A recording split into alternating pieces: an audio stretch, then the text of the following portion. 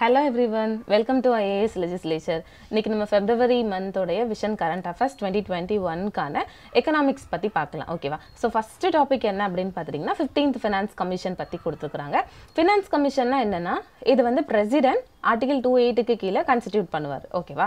அது பீரியாடிக்கலி ஒரு குறிப்பிட்ட டைம்க்கு வந்து இது கான்ஸ்டிடியூட் பண்ணுவாங்க. இவங்க என்ன பண்ணுவாங்கன்னா ரெக்கமெண்டேஷன்ஸ் மேக் பண்ணுவாங்க. ஓகேவா? ஃபார் எக்ஸாம்பிள் சென்டர் வந்து இப்போ ஒரு டாக்ஸ் கலெக்ட் பண்றாங்கன்னா அந்த டாக்ஸை எப்படி வந்து ஸ்டேட்ஸ்க்கு ஷேர் பண்ணி கொடுக்கணும், ப்ளஸ் வந்து முனிசிபாலிட்டிஸ் தென் பஞ்சாயத்து ராஜ் இவங்களுக்குலாம் எப்படி வந்து நம்ம ஷேர் பண்ணி கொடுக்கணும். ஓகேவா? ஏன்னா அவங்களுக்கு ரிசோர்ஸ் தேவை இல்லை, அதனால. ஓகேவா? இன்னொன்று பிரசிடென்ட்க்கு ஏதாச்சும் ஒரு டவுட் வந்துச்சு ஃபினான்ஸ் சம்மந்தமா அப்படின்னா அப்போ இவர் வந்து இங்கே தான் கேட்பார், ஃபினான்ஸ் கமிஷன் கிட்ட கேட்டு தெரிஞ்சுக்குவார். ஓகேவா? ஸோ அப்படி ரெக்கமெண்டேஷன்ஸ் மேக் பண்ணலாம். இன்னொன்று என்ன அப்படின்னு பார்த்தீங்கன்னா நெட் ப்ரோசீட்ஸ் ஆஃப் டாக்ஸஸ் அப்படின்னா என்னன்னா இப்போ நம்ம வந்து டாக்ஸ் பே பண்ணுறோம். ஓகேவா? ஸோ நம்ம டாக்ஸ் பே பண்ணுறது தான் கவர்மெண்ட் வந்து கலெக்ட் பண்ணுறாங்க. ஓகேவா? டாக்ஸில் நிறைய விதமான டாக்ஸ் இருக்குது, டைரக்ட் இன்டைரக்ட் எல்லாமே. ஓகேவா? ஸோ அதெல்லாம் கலெக்ட் பண்ணி வச்சோடனே அதில் நம்ம கலெக்ட் பண்ணும்போது என்னென்ன மாதிரி செலவினங்கள் ஏற்பட்டுச்சு. ஏன்னா சில விஷயம் வந்து கலெக்ட் பண்ணும்போது நம்மளுக்கு அந்த கலெக்ட் பண்ணவங்களுக்குலாம் நம்ம வந்து சேலரி போட்டிருப்போம் இல்லையா? ஸோ அந்த மாதிரி இதெல்லாம் இருக்கும்ல, அதெல்லாம் மைனஸ் பண்ணிவிட்டு மிச்சம் நம்ம கையில் எவ்வளோ காசு இருக்குது டேக்ஸ். ஓகேவா? ஸோ அதை வந்து நம்ம எப்படி ஸ்டேட் கவர்மெண்ட் கூட ஷேர் பண்ணிக்கலாம் அப்படிங்கிறதுக்கான ரெக்கமெண்டேஷன்ஸும் இவங்க மேக் பண்ணுவாங்க. ஓகேவா?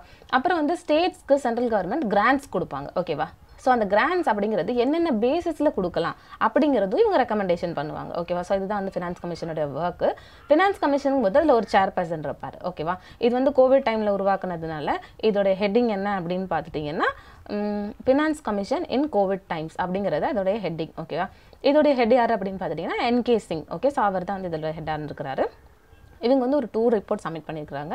ஒன்று வந்து 2020 2021க்கான ரிப்போர்ட், இன்னொன்று வந்து 2021 2026க்கான அந்த பீரியட்கான ரிப்போர்ட். ஓகேவா? ஸோ இவங்க தான் ஃபஸ்ட்டு ஃபினான்ஸ் கமிஷன். எந்த ஒரு விதத்தில் அப்படின்னு பார்த்துட்டிங்கன்னா ஒரு 6 இயர்ஸ்க்கு வந்து இவங்க ரெக்கமெண்டேஷன்ஸ் மேக் பண்ணியிருக்காங்க. ஓகேவா? ஸோ அப்படி வந்து 6 இயர்ஸ்க்கு இது வரைக்கும் யாரும் பண்ணதே கிடையாது. இந்த ஃபினான்ஸ் கமிஷன் தான் ஃபர்ஸ்ட் டைமாக 6 இயர்ஸ்க்கு மேக் பண்ணியிருக்காங்க. ஓகேவா?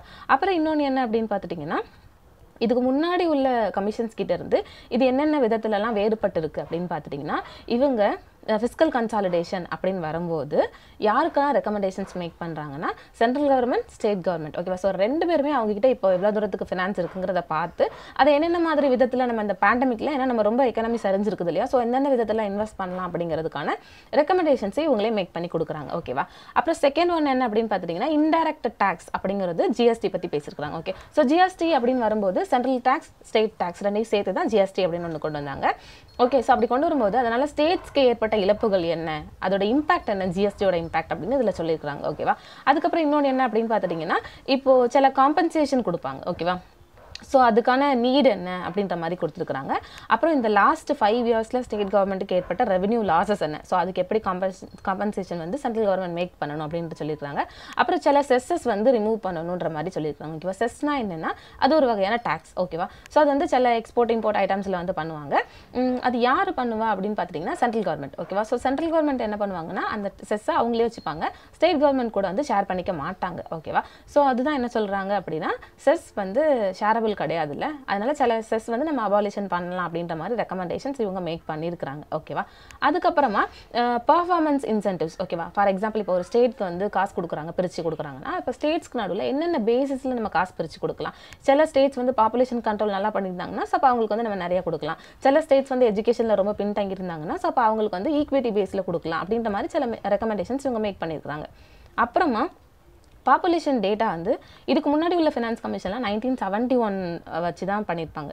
இவங்க வந்து 2011 பாப்புலேஷன் சென்சஸ் வச்சு எடுத்துருக்காங்க. ஓகேவா? ஆனால் இதுக்கு சில சவுத் ஸ்டேட்ஸ் வந்து எதிர்ப்பு தெரிவிச்சிருக்காங்க. ஏன்னா பாப்புலேஷன் அப்படின்னு பார்க்கும்போது நம்ம 2011லேயே சவுத் ஸ்டேட்ஸ் என்ன பண்ணியிருப்போம்னா பாப்புலேஷன் கண்ட்ரோல் மெஷர்ஸ் நிறைய கொண்டு வந்து நம்மளுடைய பாப்புலேஷன்லாம் கண்ட்ரோல் பண்ணியிருப்போம். அதே டைம்ஸில் நார்த்லலாம் என்ன ஆகிருக்குன்னா பாப்புலேஷன் கண்ட்ரோல் ஆகியிருக்காது. ஓகேவா? ஸோ அப்போ வந்து ஈக்விட்டி பேஸில் அப்புறம் பாப்புலேஷன் அடிப்படையில் ஏதாவது பிரித்து கொடுத்தாங்கன்னா நம்மளுக்கு வந்து கம்மியாகும்ல அமௌண்ட்டு. ஸோ அதனால சவுத் ஸ்டேட்ஸ் வந்து இதுக்கு ஆப்போசிஷன் தெரிவிச்சிருக்கிறாங்க.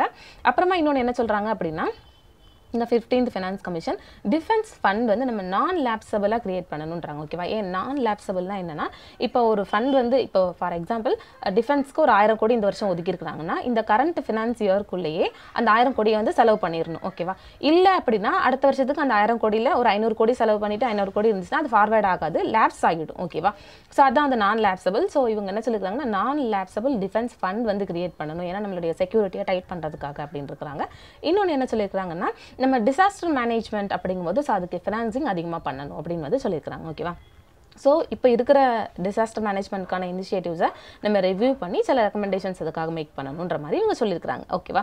அதுக்கப்புறமா இப்போது அந்த ஃபினான்ஸ் கமிஷனுடைய ரிப்போர்ட் பற்றி பார்க்கலாம். ஓகேவா? 2021 to 2026 வரைக்குமான பீரியடுக்கு ரெக்கமெண்டேஷன்ஸ் மேக் பண்ணியிருக்காங்களா. ஸோ இதில் வந்து ஃபர்ஸ்ட் வெர்டிக்கல் டெவல்யூஷன் பற்றி பார்க்கலாம். ஓகேவா? வெர்டிக்கல் டெவல்யூஷன் அப்படின்னா என்னென்னா சென்டர் மேலே இருக்கிறாங்கன்னா ஸ்டேட் கீழே இருப்பாங்களா. ஸோ அதான் வந்து வெர்டிக்கல் டெவல்யூஷன். ஓகேவா? ஸோ சென்டர் கிட்ட இருந்து ஸ்டேட்ஸ்க்கு எவ்வளோ பர்சன்டேஜ் வந்து போகும் அப்படின்னு இருக்காங்க. ஸோ அது வந்து அப்படியே தான் இருக்குது. அதான் சொல்லியிருக்காங்க 41% அப்படின்ற மாதிரி சொல்கிறாங்க. ஓகேவா?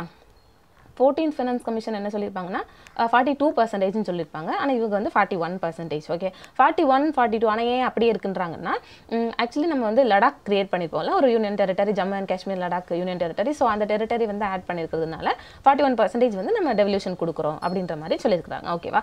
அப்புறமா இன்னொன்று என்ன சொல்கிறாங்கன்னா கிராஸ் டேக்ஸ் ரெவென்யூ வந்து 5 இயர்ஸ்க்கு 135.2 lakh வந்து கொடுக்குறோம் அப்படின்ற மாதிரி சொல்கிறாங்க. ஓகேவா? ஸோ அதுலேயே டிவைசபிள் பூல் எவ்வளோ இருக்குது அப்படின்னா, டிவைசபிள் பூல்னா என்னென்னா இப்போ ஒரு டேக்ஸ் கலெக்ட் பண்ணி வச்சுருக்காங்கன்னா அந்த டேக்ஸ்லேருந்து செஸ்ஸு, அப்புறமா சப்சார்ஜு, தென் அதை கலெக்ட் பண்ணும்போது நம்மளுக்கு எவ்வளோ செலவாகிருக்குது இதெல்லாம் கழிச்சது தான் டிவைசபிள் பூல். ஓகேவா? ஸோ அந்த டிவைசபிள் பூல் வந்து ஸ்டேட்ஸ்க்கு எவ்வளோ அலோகேட் பண்ணி கொடுக்குறாங்கன்னா 103 lakh crore வந்து கொடுக்குறாங்க. ஓகேவா? ஸோ இதான் வந்து வெர்டிக்கல் டெவல்யூஷன். தென் ஹாரிசான்டல் டெவல்யூஷன். ஹாரிசான்டல் டெவல்யூஷன்னா இப்போ ஸ்டேட்ஸ் சென்டர் இங்கே இருக்கிறாங்கன்னா ஸ்டேட்ஸ் எல்லாம் கீழே இருப்பாங்க இல்லையா.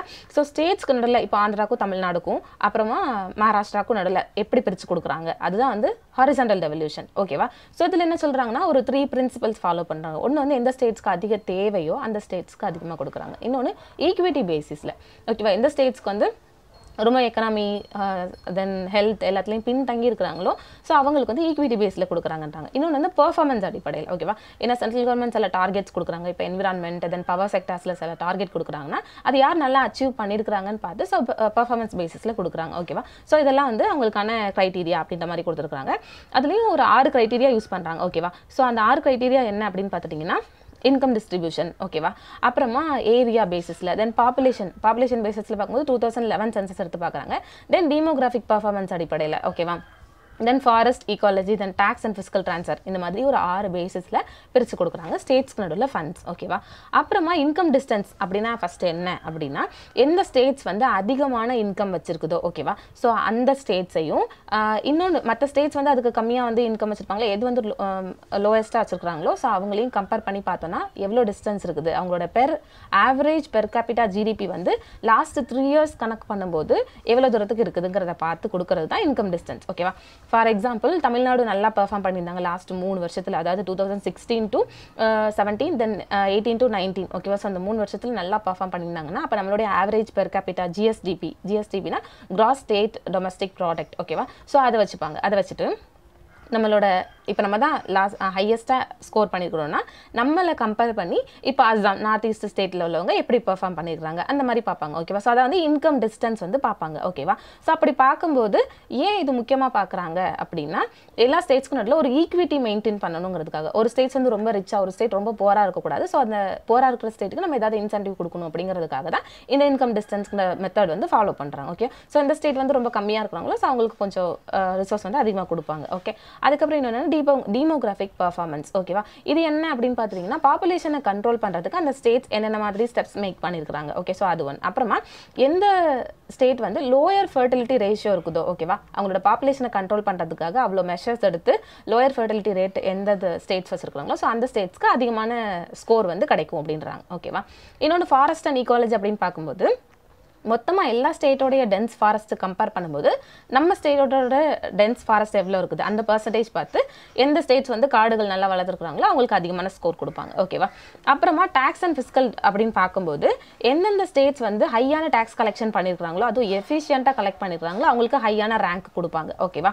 அது எப்படி வந்து கண்டுபிடிப்பாங்க அப்படின்னா இது வந்து ஒரு ரேஷியோ. ஓகேவா?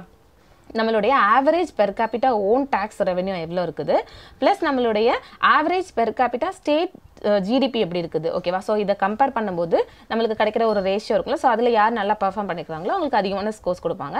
அதுக்கு ஒரு டைம் லிமிட் இருக்குது, லாஸ்ட் ஒரு 3 years எடுத்து பண்ணுவாங்க. ஓகேவா? அதுக்கப்புறமா ஸ்டேட்ஸ்க்கு கொடுக்குற கிராண்ட்ஸ். ஓகேவா?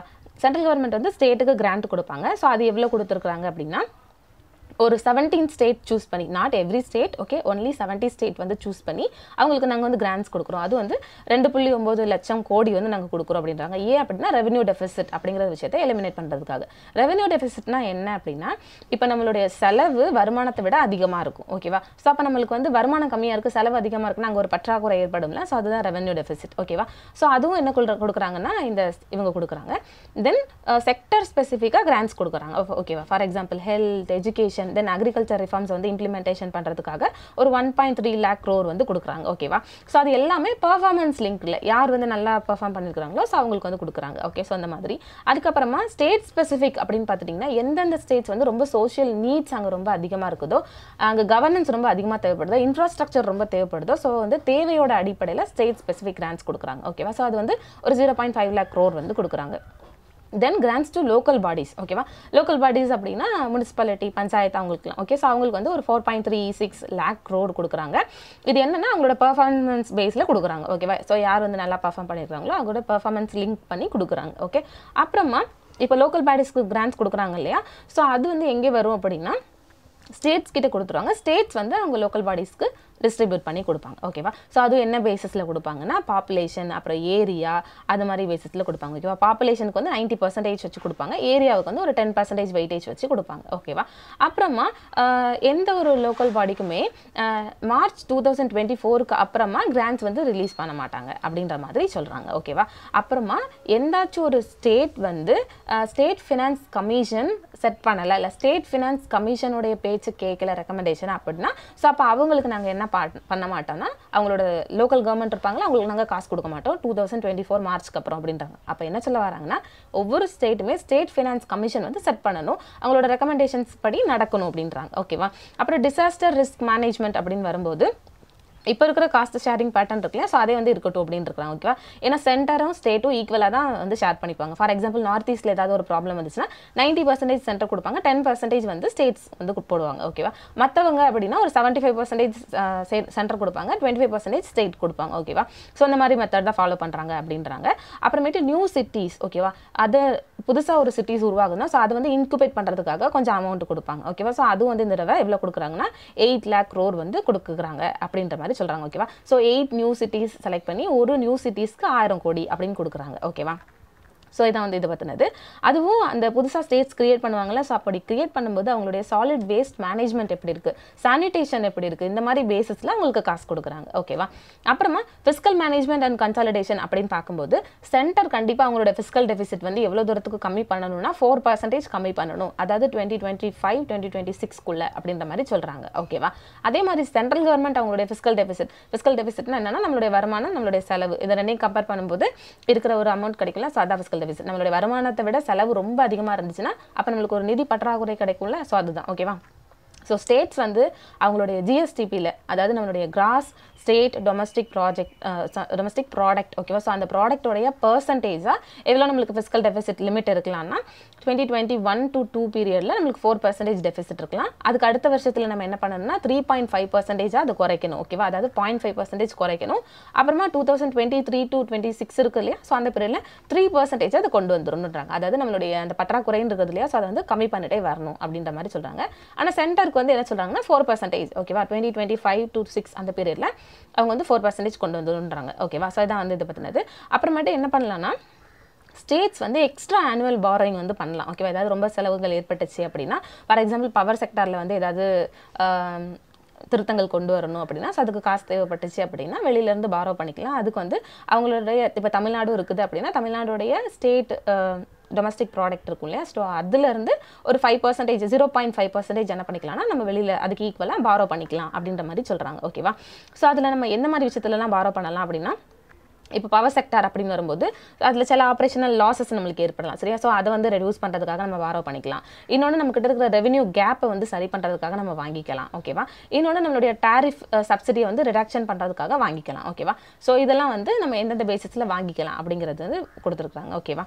அப்புறம் இன்னொன்று என்ன கொடுத்துருக்குறாங்கன்னா ஒரு ஹை பவரில் இன்டர் கவர்மெண்டல் குரூப் ஒன்று ஆரம்பிக்கணும். ஸோ அந்த குரூப் என்ன பண்ணணும்னா ஃபிஸ்கல் ரெஸ்பான்சிபிலிட்டி, அப்புறமேட்டு பட்ஜெட் மேனேஜ்மெண்ட் ஆக்ட், அதாவது FRBM ஆக்ட்னு ஒரு ஆக்ட் இருக்கும். ஸோ அந்த ஆக்டை வந்து ரிவ்யூ பண்ணுறதுக்காக ஒரு ஹையில் ஒரு குரூப் கிரியேட் பண்ணணும் அப்படின்ற மாதிரி சொல்கிறாங்க. ஓகேவா? ஸோ அந்த குரூப் என்ன பண்ணணும்னா புதுசாக ஒரு FRBM ஃப்ரேம் ஒர்க் வந்து செட் பண்ணணும் சென்ட்ரல் கவர்மெண்ட்டுக்கு, அப்புறமா ஸ்டேட் கவர்மெண்ட்ஸ்க்கும். ஏன் அப்படின்னு பார்த்துட்டிங்கன்னா அப்படி கிரியேட் பண்ணதுன்னா எல்லாரும் இம்ப்ளிமெண்ட் பண்ணுறாங்களான்னு பார்க்கறதுக்காக ஒரு பாடி செட் பண்ணணும் அப்படின்ற மாதிரி சொல்கிறாங்க. ஓகேவா?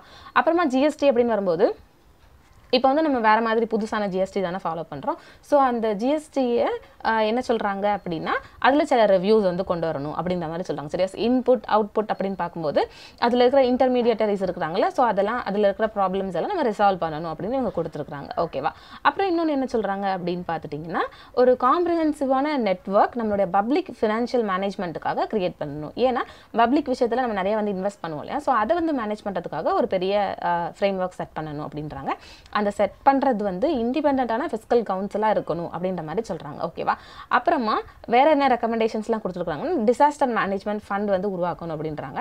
அதாவது ஸ்டேட்ஸும் சரி சென்டரும் சரி அவங்க ரெண்டு பேருமே என்ன பண்ணணும்னா இப்படி கிரியேட் பண்ணணுன்றாங்க. ஓகேவா? அதுவும் வந்து state and national level disaster risk management mitigation fund வந்து கிரியேட் பண்ணணுன்றாங்க. ஓகேவா? இது எந்த ஆக்டுக்கு கீழே அப்படின்னு பார்த்தீங்கன்னா டிசாஸ்டர் மேனேஜ்மெண்ட் ஆக்டுக்கு கீழே கிரியேட் பண்ணணுன்றாங்க. ஓகே. ஸோ அதுக்கப்புறம் இன்னொன்று சொல்கிறாங்கன்னா டிஃபென்ஸ் வந்து மாடர்னைசேஷன் பண்ணுறதுக்கான ஃபண்டுக்கு வந்து கொண்டு வரணும். ஏன்னா டிஃபென்ஸ் அப்படின்னு பார்க்கும்போது நம்ம இன்னும் ரொம்ப மாடர்னாக இருக்கணும் அப்படின்ற மாதிரி சொல்கிறாங்க. அதுக்காக நான் லேப்சபிள் ஃபண்ட் வந்து கொண்டு வரணும் அப்படின்றாங்க. ஓகேவா? தென் இன்னொன்று என்ன சொல்கிறாங்க அப்படின்னா இப்போ நம்ம நேஷனல் லெவலில் எடுத்து பார்க்கும்போது ஆர்மி பீப்புளெலாம் இருப்பாங்களா? ஸோ ஆர்மி பீப்புள் சில பேர் அவங்களுடைய லைஃப்பை நம்மளுக்காக வந்து தியாகம் பண்ணியிருப்பாங்கல்ல. ஸோ அவங்களோட ஃபேமிலிஸ்க்கு என்ன பண்ணணும்னா அமௌண்ட் வந்து கொடுக்கணும். அதுக்காக defence and CAPF personal fund அப்படின்னு வந்து கிரியேட் பண்ணணும் அப்படின்ற மாதிரி சொல்கிறாங்க. ஓகேவா? ஸோ இதுக்காக என்ன பண்ணணும்னா வருஷத்துக்கு ஒரு 1000 கோடி வந்து செப்பரேட்டாக எடுத்து வைக்கணும் அப்படின்றாங்க. ஓகே. தென் ஹெல்த் அப்படின்னு பற்றி பார்க்கும்போது ஹெல்த் கண்டிப்பாக நம்மளுடைய ஸ்பெண்டிங் 8% மேலே நம்ம கண்டிப்பாக நம்மளோட பட்ஜெட்டில் இன்க்ரீஸ் பண்ணணும் 2022 அப்படின்றாங்க. ஓகேவா? ஏன்னா நம்மளுக்கு இப்போ பேண்டமிக் வந்ததுக்கப்புறம் தான் நம்மளுக்கு தெரியுது ஹெல்த் அப்படிங்கிற ஒரு விஷயம் ரொம்ப ரொம்ப இம்பார்ட்டன்ட். நம்ம அதில் அதிகமான ஸ்பெண்டிங் பண்ணணும் அப்படின்னு நம்ம இப்போ தான் தெரிஞ்சிருக்கிறோம். ஓகேவா? ஸோ வந்து 8% விட அதிகமாக நம்ம கண்டிப்பாக ஹெல்த்தில் இன்வெஸ்ட் பண்ணணும் அப்படின்றாங்க. ஓகேவா? அதுலேயுமே பிரைமரி ஹெல்த் கேர் அப்படிங்கும்போது நம்ம இப்போ ஒரு 3% ஒதுக்குறோம்னா அதில் 2/3 நம்மளுக்கு பிரைமரி ஹெல்த் கேருக்கே ஒதுக்கணும் அப்படின்னு சொல்கிறாங்க. ஓகேவா? அப்புறம் இன்னொன்று சொல்கிறாங்கன்னா சென்ட்ரலி ஸ்பான்சர்டு ஸ்கீம் அப்படின்னு வரும்போது ஆக்சுவலி சென்ட்ரல் செக்டார் ஸ்கீம்னா 100% சென்டரே வந்து நம்மளுக்கு காசு கொடுத்துருவாங்க. ஓகே. சென்ட்ரல் ஸ்பான்சர்ட் ஸ்கீம்னா சென்ட்ரல் ஒரு அமௌண்ட் கொடுப்பாங்க, ஸ்டேட் ஒரு அமௌண்ட் கொடுப்பாங்க. ஓகேவா? ஸோ அதுக்கான அமௌண்ட் அலோகேஷன் என்ன, அதுக்கான த்ரெஷ்ஹோல்டு என்ன அப்படின்னு வந்து செட் பண்ணணும் அப்படின்னு வந்து சொல்லியிருக்கிறாங்க. ஓகேவா? ஸோ இதெல்லாம் தான் 15th ஃபினான்ஸ் கமிஷனுடைய ரெக்கமெண்டேஷன்ஸ். ஓகேவா? ஓகே. தென் நெக்ஸ்ட் என்ன அப்படின்னு பார்த்துட்டிங்கன்னா ப்ளூ எக்கனாமிக்கான பாலிசி வந்து இந்தியாவில் டிராஃப்ட் பண்ணியிருக்காங்க. ஓகேவா? ப்ளூ எக்கனாமினாலே நம்மளுக்கு தெரியும் அது வந்து ஓஷன் பற்றின ஒரு டாபிக். ஓகேவா? இது யார் பண்ணியிருப்பாங்கன்னா மினிஸ்ட்ரி ஆஃப் எர்த் சயின்ஸ் வந்து பண்ணியிருப்பாங்க. அந்த அவுட்லே இருக்குதுலேயே அது பேர் என்னன்னா draft blue economy policy for India. ஓகேவா? ஸோ ப்ளூ எக்கனாமி அப்படின்னு எடுத்துட்டோம்னா வேர்ல்டு பேங்க் அவங்கள பொறுத்த வரைக்கும் ப்ளூ எக்கனாமினா என்னென்னா இப்போ நம்மளுடைய ஓஷனுடைய எக்கோசிஸ்டம் எடுத்து பார்த்தோம் அப்படின்னா ஸோ அதோடைய ஹெல்த்தாக இருக்கிறதுக்காக ஸோ அதுலேருந்து நம்ம எப்படி ஜாப்ஸ் கிரியேட் பண்ணலாம், லைவ்லிஹுட் அங்கே இருக்கிற பீப்புள் இருப்பாங்களே மீன் பிடிக்கிறவங்க அவங்கெல்லாம், ஸோ அவங்களோட லைவ்லிஹுட் எப்படி நம்ம இம்ப்ரூவ் பண்ணலாம், ஸோ நம்ம அதில் இருக்கிற ஓஷன் ரிசோர்ஸஸை நம்ம எப்படி எக்கனாமிக் க்ரோத்க்காக யூஸ் பண்ணலாம், அதுவும் சஸ்டைனபிளாக யூஸ் பண்ணணும். ஓகே. ஸோ இதான் ரொம்ப முக்கியமான வேர்ட், சஸ்டைனபிளாக எப்படி யூஸ் பண்ணணும், ஃபியூச்சர் ஜென்ரேஷனை பாதிக்காத விதத்தில், என்விரான்மெண்டலில் பாதிக்காத விதத்தில் நம்ம எப்படி வந்து GDP அதெல்லாம் வந்து கிரியேட் பண்ணுறோம் அப்படிங்கிறது தான் ஓஷன். ஓகேவா? ப்ளூ எக்கனாமி அப்படின்னு பேர். ஸோ இது இப்படி பார்க்கும்போது சோஷியல் இன்க்ளூஷனாக இது பண்ணணுன்றாங்க. ஓகேவா? ஸோ எல்லா சொசைட்டி பீப்புளையும் சேர்த்து பண்ணணுன்றாங்க. அப்புறமா அங்கே இருக்கிற சொசைட்டி பீப்புள் இருப்பாங்களா, ஸோ அவங்களோட லைவ்லிஹுட்டை இம்ப்ரூவ் பண்ணணும் அப்படின்றாங்க. ஓகேவா? இந்த வேர்டை ஃபஸ்ட்டு யார் வந்து உருவாக்கியிருப்பார் அப்படின்னா 1994 ப்ரொஃபஸர் குண்டூர் பாலி வந்து ஃபஸ்ட்டு எங்கன்னா இன்டர்நேஷனல் யூனிவர்சிட்டியில் சொல்லியிருப்பார். ஓகேவா? என்னன்னா நம்மளுடைய ஃபியூச்சர் க்ரோத் வந்து ஹாப்பியாக அதுக்கப்புறம் நம்மளோட க்ரோத் நல்லா இருக்கணும் அப்படின்னா அப்போ அதுக்கு என்ன பண்ணணும்னா நம்ம ப்ளூ எக்கனாமி அப்படிங்கிறதுல சஸ்டைனபிளாக இருக்கணும். அதர்வைஸ் நம்மளுடைய குளோபல் வார்மிங்னால கடல் ரொம்ப சூடாகுது, அதோடைய மட்டம் ரொம்ப உயருது அப்படின்ற மாதிரி சொல்லியிருக்கிறாங்க. ஓகேவா? ஸோ வந்து நம்ம இதெல்லாம் கம்மி பண்ணணும் அப்படின்னா ப்ளூ எக்கனாமி அப்படின்னு ஒரு ஃப்ரேம் ஒர்க் நம்ம உருவாக்கணும்னு இருப்பாங்க. அதனால வந்து இது உருவாக்கியிருப்பாங்க. ஓகேவா? இப்போ ப்ளூ எக்கனாமி அப்படின்னு பார்த்துட்டோம்னா ஏன் நம்மளுக்கு இவ்வளோ இம்பார்ட்டன்ட் அப்படின்னா ஓஷன் வழியாக தான் மோர் தென் 80% நம்மளுக்கு டிரான்ஸ்போர்ட் ஆகுது. ஓகேவா? நம்மளோட கார்கோ, ஷிப்மெண்ட், எக்ஸ்போர்ட், இம்போர்ட் எல்லாமே வந்து ஓஷன் வழியாக தான் ஆகுது. ஸோ நம்ம கண்டிப்பாக இது ரொம்ப பாதுகாக்க வேண்டியது ரொம்ப ரொம்ப இம்பார்ட்டன்ட் அப்படின்ற மாதிரி சொல்கிறாங்க. இப்போ இன்னொன்று வேஸ்ட் மேனேஜ்மெண்ட். ஓகேவா? வேஸ்ட் மேனேஜ்மெண்ட் அப்படின்னு பார்த்துட்டோம்னா லேண்டில் இருக்கிற எல்லா வேஸ்ட்டுமே ஒரு கட்டத்தில் லாஸ்ட் என்ன ஆயிருதுன்னா ஒரு 80% வந்து கடலுக்கு தான் போய் சேருது. ஓகேவா? ஸோ என்ன சொல்கிறாங்கன்னா நம்ம லேண்டை வந்து பெட்டராக மேனேஜ் பண்ணோம் அப்படின்னா நம்ம ஓஷனை நம்ம என்ன பண்ணலாம்னா காப்பாற்றலாம் அப்படின்றாங்க. ஓகேவா? இன்னொன்று கிளைமேட் சேஞ்ச். ஓகேவா, கிளைமேட் சேஞ்சால் எப்படி வந்து சீயோட வாட்டர் லெவல் இன்க்ரீஸ் ஆகுதுன்னா, அதிகமாக வந்து சூரிய ஒளி படும்போது என்ன ஆகிடும்னா பனிமலையில் உள்ள பனியெல்லாம் உருகிடும். ஓகே, ஸோ அப்போ ஆறு வழியாக அது வந்து என்ன ஆகிடும்னா கடலில் கலந்து கடலோட மட்டம் உயரும். அப்போ அங்கே இருக்கிற வந்து உயிரினங்கள் எல்லாமே பாதிக்கப்படும். அங்கே இருக்கிற ஃபிஷிங் கம்யூனிட்டி பீப்புள் பாதிக்கப்படுவாங்க இல்லையா. ஸோ இதெல்லாம் வந்து நம்ம சரிப்படுத்தணும் அப்படின்னா நம்ம சஸ்டைனபிளான டெவலப்மெண்ட் கொண்டு வரணும் அப்படின்ற மாதிரி சொல்கிறாங்க. ஓகேவா, அப்புறம் என்னென்னு சொன்னாங்கன்னா டூரிசம் அப்படின்னு எடுத்து பார்த்தோம்னா 41 மில்லியன் விசிட்டர்ஸ் எவ்ரி இயர் என்ன பண்ணுறாங்கன்னா கடல் போய் மீட் பண்ணுறாங்க. ஓகேவா, ஸோ அது எங்கே ஓஷனாக கூட இருக்கலாம். ஓகே, ஸோ இந்த மாதிரி டூரிசம் அப்படிங்கிற ஒரு விஷயத்தில் இது ரொம்ப இம்பார்ட்டண்ட்டான ரோல் ப்ளே பண்ணுது.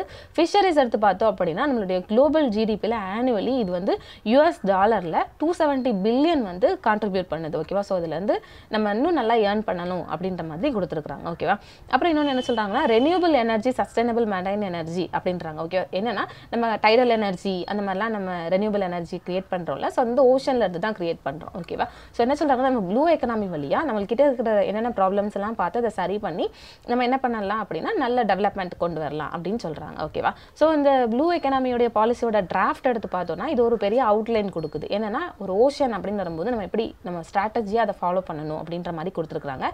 அதில் இருக்கிற ஓஷனில் நிறைய ரிசோர்ஸ் இருக்கும். ஃபார் எக்ஸாம்பிள் மீன், அப்புறமா நிறைய மினரல்ஸ் எல்லாமே இருக்கும்ல. ஸோ அதை எப்படி நம்ம வந்து வைஸாக செலவு பண்ணுறோம் அப்படிங்கிறதுக்கான ஒரு அவுட்லைன். ஓகேவா, இந்த பாலிசியோட எய்ம் என்ன அப்படின்னு பார்த்துட்டிங்கன்னா இந்தியாவோட ஜிடிபியை மெரைன் எக்கானமி வழியாக இன்க்ரீஸ் பண்ணுறது ஃபர்ஸ்ட் ஒன். ஓகேவா, அப்புறம் அங்கே இருக்கிற பீப்புளோடைய லைவ்லிஹுட்டை வந்து இம்ப்ரூவ் பண்ணுறது, தென் மெரைன் டைவர்சிட்டியை ப்ரிசர்வ் பண்ணுறது. ஓகேவா, ஏன்னா மெரைன் டைவர்சிட்டியில் நிறையா புதுசான தென் ரொம்ப பாதுகாக்கக்கூடிய விஷயங்கள் இருக்கும். ஓகேவா, ஸோ அந்த ஸ்பீஷஸ்லாம் ரொம்ப பாதுகாக்கிறது. அப்புறமா மெரைன், அப்புறமா நேஷனல் செக்யூரிட்டி. ஓகேவா, ஸோ அதை ரெண்டையும் நம்ம எப்படி இம்ப்ரூவ் பண்ணுறது. ஓகேவா, ஸோ இதெல்லாம் வந்து இதோடைய எய்ம். ஓகேவா, அப்புறம் வந்து இவங்க என்ன பண்ணியிருக்கிறாங்கன்னா இந்த எய்ம் எல்லாம் வச்சு கவர்மெண்ட்டோடைய India's vision of new India by 2030 அப்படின்னு வந்து ஒரு ரிப்போர்ட் ஒரு இது வந்து வச்சிருக்காங்க. ஓகேவா, ஸோ அது என்ன அப்படின்னா நிறைய டிஃப்ரெண்ட்டான செக்டார்ஸ் எல்லாத்தையும் இன்டகிரேட் பண்ணி நம்ம எப்படி கோஸ்டல் கம்யூனிட்டி பீப்புளை வந்து அவங்களோட லைவ்லிஹுட்டெல்லாம் எப்படி நம்ம இன்க்ரீஸ் பண்ணுறது, எப்படி வந்து நம்ம வளர்க்குறது அப்படின்ற மாதிரி கொடுத்துருக்காங்க. ஓகேவா, ஸோ அதுக்கப்புறம் இந்த மாதிரி ப்ராஜெக்ட்னாலலாம் நம்மளுக்கு என்ன ஆகும் அப்படின்னா நம்மளுடைய சாகர்மாலாம் நம்மள ஒரு திட்டம் வச்சிருக்கிறோம்ல கடல் திட்டம், ஸோ அதில் நம்மளுக்கு ரொம்ப ஹெல்ப்ஃபுல்லாக இருக்கும் அப்படின்ற மாதிரி சொல்கிறாங்க. அப்புறமா ப்ளூ எக்கனாமியை என்னதான் சொல்லியிருக்காங்கன்னா நம்மளோட நேஷனல் க்ரோத்தில் ஒரு 10 செக்டார் எடுத்து பார்த்தோம்னா அந்த டாப் 10ல் ஒன்று வந்து கண்டிப்பாக இந்த ப்ளூ எக்கனாமி இருக்கும். ஓகேவா, ஸோ ப்ளூ எக்கனாமியில் வந்து நம்ம வைஸாக இன்வெஸ்ட் பண்ணணும் அப்படின்ற மாதிரி சொல்கிறாங்க. அப்புறம் ஒரு 7 தீமெட்டிக் ஏரியா சூஸ் பண்ணுறாங்க. ஓகேவா, ஸோ சூஸ் பண்ணி அதன் மூலமாக நம்ம எப்படி நம்மளுடைய நேஷனல் க்ரோத் கொண்டு வரலாம் அப்படின்னு பார்க்குறாங்க. ஸோ இதில் ஃபஸ்ட்டு ஒன் என்ன அப்படின்னு பார்த்துட்டிங்கன்னா நேஷனல் அக்கௌண்டிங் ஃப்ரேம்வொர்க் வந்து ஒன்று செட் பண்ணுறாங்க. ஏன்னா ஓஷன் அப்படின்னும்போது அதோட கவர்னன்ஸ் எப்படி இருக்கணுங்கிறதுக்காக ஒன்று வந்து செட் பண்ண போகிறாங்க. ஓகேவா, இன்னொன்று வந்து அந்த செட் பண்ணுறதுல டேட்டா வந்து கண்டிப்பாக அவைலபிளாக இருக்கிற மாதிரி பண்ணியிருக்காங்க. ஓகேவா, ஸோ கவர்னன்ஸ் அப்படிங்கும்போது ஓஷன் பற்றின எல்லா டேட்டா அதில் அவைலபிளாக இருக்கிற மாதிரி பார்த்துக்கிறாங்க. தென் டூரிசம். ஓகேவா, ஸோ கோஸ்டல் பீப்புள் அந்த கோஸ்டல் ஏரியா அப்படிங்கும்போது அதில் டூரிசம் வந்து எப்படி இருக்கணுங்கிறதுக்காக பிளான் பண்ணுறாங்க. அதுக்காக வந்து என்ன பண்ணுறாங்க அப்படின்னா இன்டர்கவர்மெண்டல் ஓஷனிக் கமிஷன் இவங்க வந்து யுனெஸ்கோ ஒரு கைட்லைன்ஸ் ஒன்று கொடுத்துருக்காங்க. ஓகேவா, நேஷனல் லெவலில் அத்தாரிட்டி ஒன்று எஸ்டாப்ளிஷ் பண்ணி ஸோ அவங்க வந்து என்ன பண்ணணும்னா நிறைய ப்ரைவேட் பிளேஸ் வந்து இதில் அலோவ் பண்ணி கோஸ்டல்ங்கும் போது டூரிசமில் அதில் இன்னும் நம்ம நிறைய புதுமையான விஷயங்கள் கொண்டு வந்தோம்னா நிறைய கண்ட்ரியில் உள்ள பீப்புள் நம்மளுடைய ஓஷன் வந்து மீட் பண்ண வருவாங்க. ஸோ அப்போ நம்மளுக்கு என்ன ஆகும்னா எக்கனாமிக் க்ரோத் ஆகும் அப்படின்றாங்க. ஓகேவா, இன்னொன்று என்னென்னா மெரைனோட ஃபிஷரிஸ், அக்வாகல்ச்சர்னா ஃபிஷ் அப்புறமேட்டு அந்த மாதிரி வளர்க்குறது. ஓகேவா, கடல் சம்மந்தப்பட்ட உயிரினங்கள் வளர்க்குறது அக்வாகல்ச்சர். தென் ஃபிஷ் ப்ராசஸிங்னா மீன் பிடிச்சதுக்கு அப்புறமேட்டு அதை எப்படி நம்ம ப்ரிசர்வ் பண்ணி மற்ற கண்ட்ரிக்கு அனுப்புறோம். இன்னொன்று ஒரு மீனை எப்படி கருவாடா மாத்துறோம். ஸோ அதெல்லாம் வந்து ப்ராசஸிங் விஷயம். ஓகே, ஸோ இதெல்லாம் என்ன பண்ணுறாங்கன்னா சஸ்டைனபிள் வந்து கிரியேட் பண்ணணும். இதுக்கான சில இன்ஸ்டிடியூஷனல் அண்ட் லீகலான ஃப்ரேம் ஒர்க் செட் பண்ணணுன்றாங்க. ஓகேவா, ஏன்னா இப்போதைக்கு அவ்வளோவா லீகல் ஃப்ரேம் ஒர்க்லாம் கிடையாது. ஓகே, ஸோ அதெல்லாம் செட் பண்ணணும் அப்படின்றாங்க.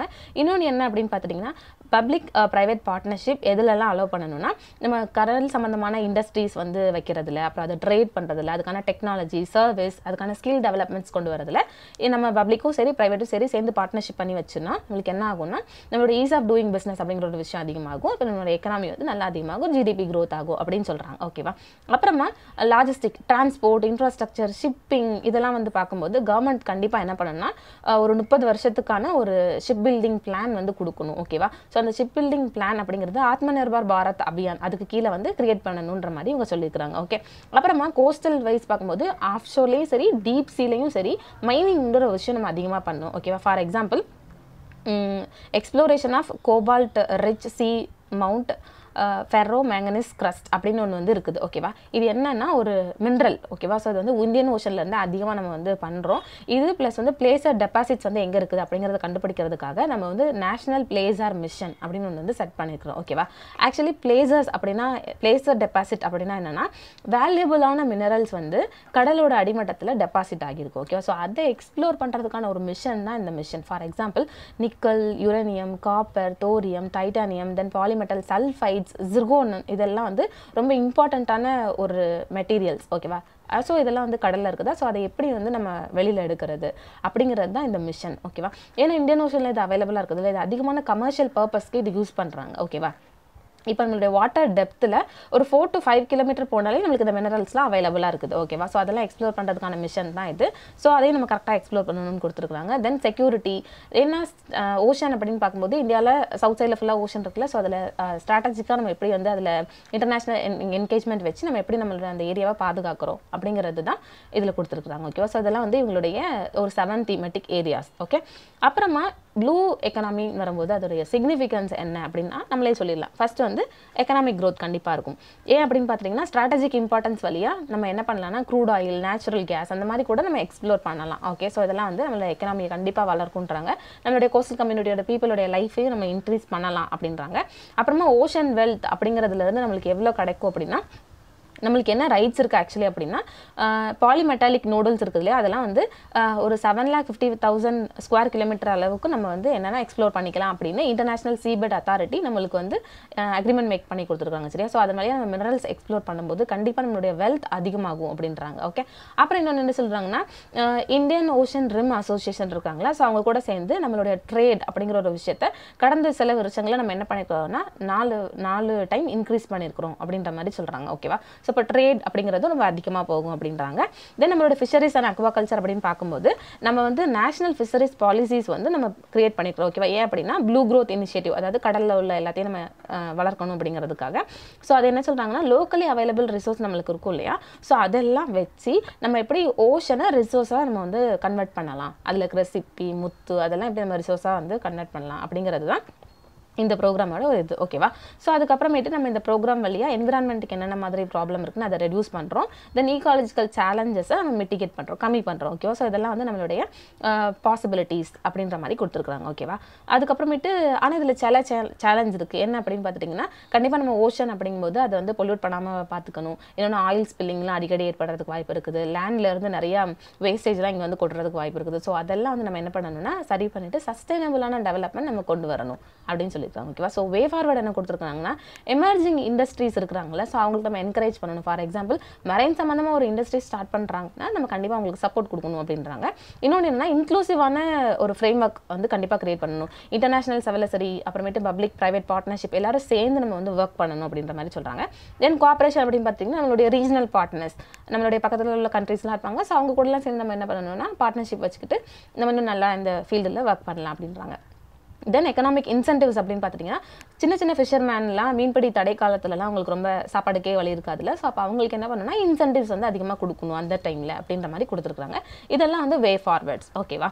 அதுக்கப்புறமா நம்மளுடைய மெரைன் ஈக்குவாலிட்டி, மெரைன் ஹேபிட்டட் அதெல்லாம் வந்து நம்ம கண்டிப்பாக என்ன பண்ணணும்னா ப்ரிசர்வ் பண்ணணும் அப்படின்னு கொடுத்துருக்குறாங்க ஓகேவா. ஸோ இது வந்து ப்ளூ எக்கனாமினா என்ன, அதோட சேலஞ்சஸ் என்ன, அதோட பெனிஃபிட்ஸ் என்ன, அதோடைய எய்ம் என்ன, ஃப்ரேம் ஒர்க்ஸ் என்ன அப்படின்ற மாதிரி பார்த்தோம் ஓகேவா.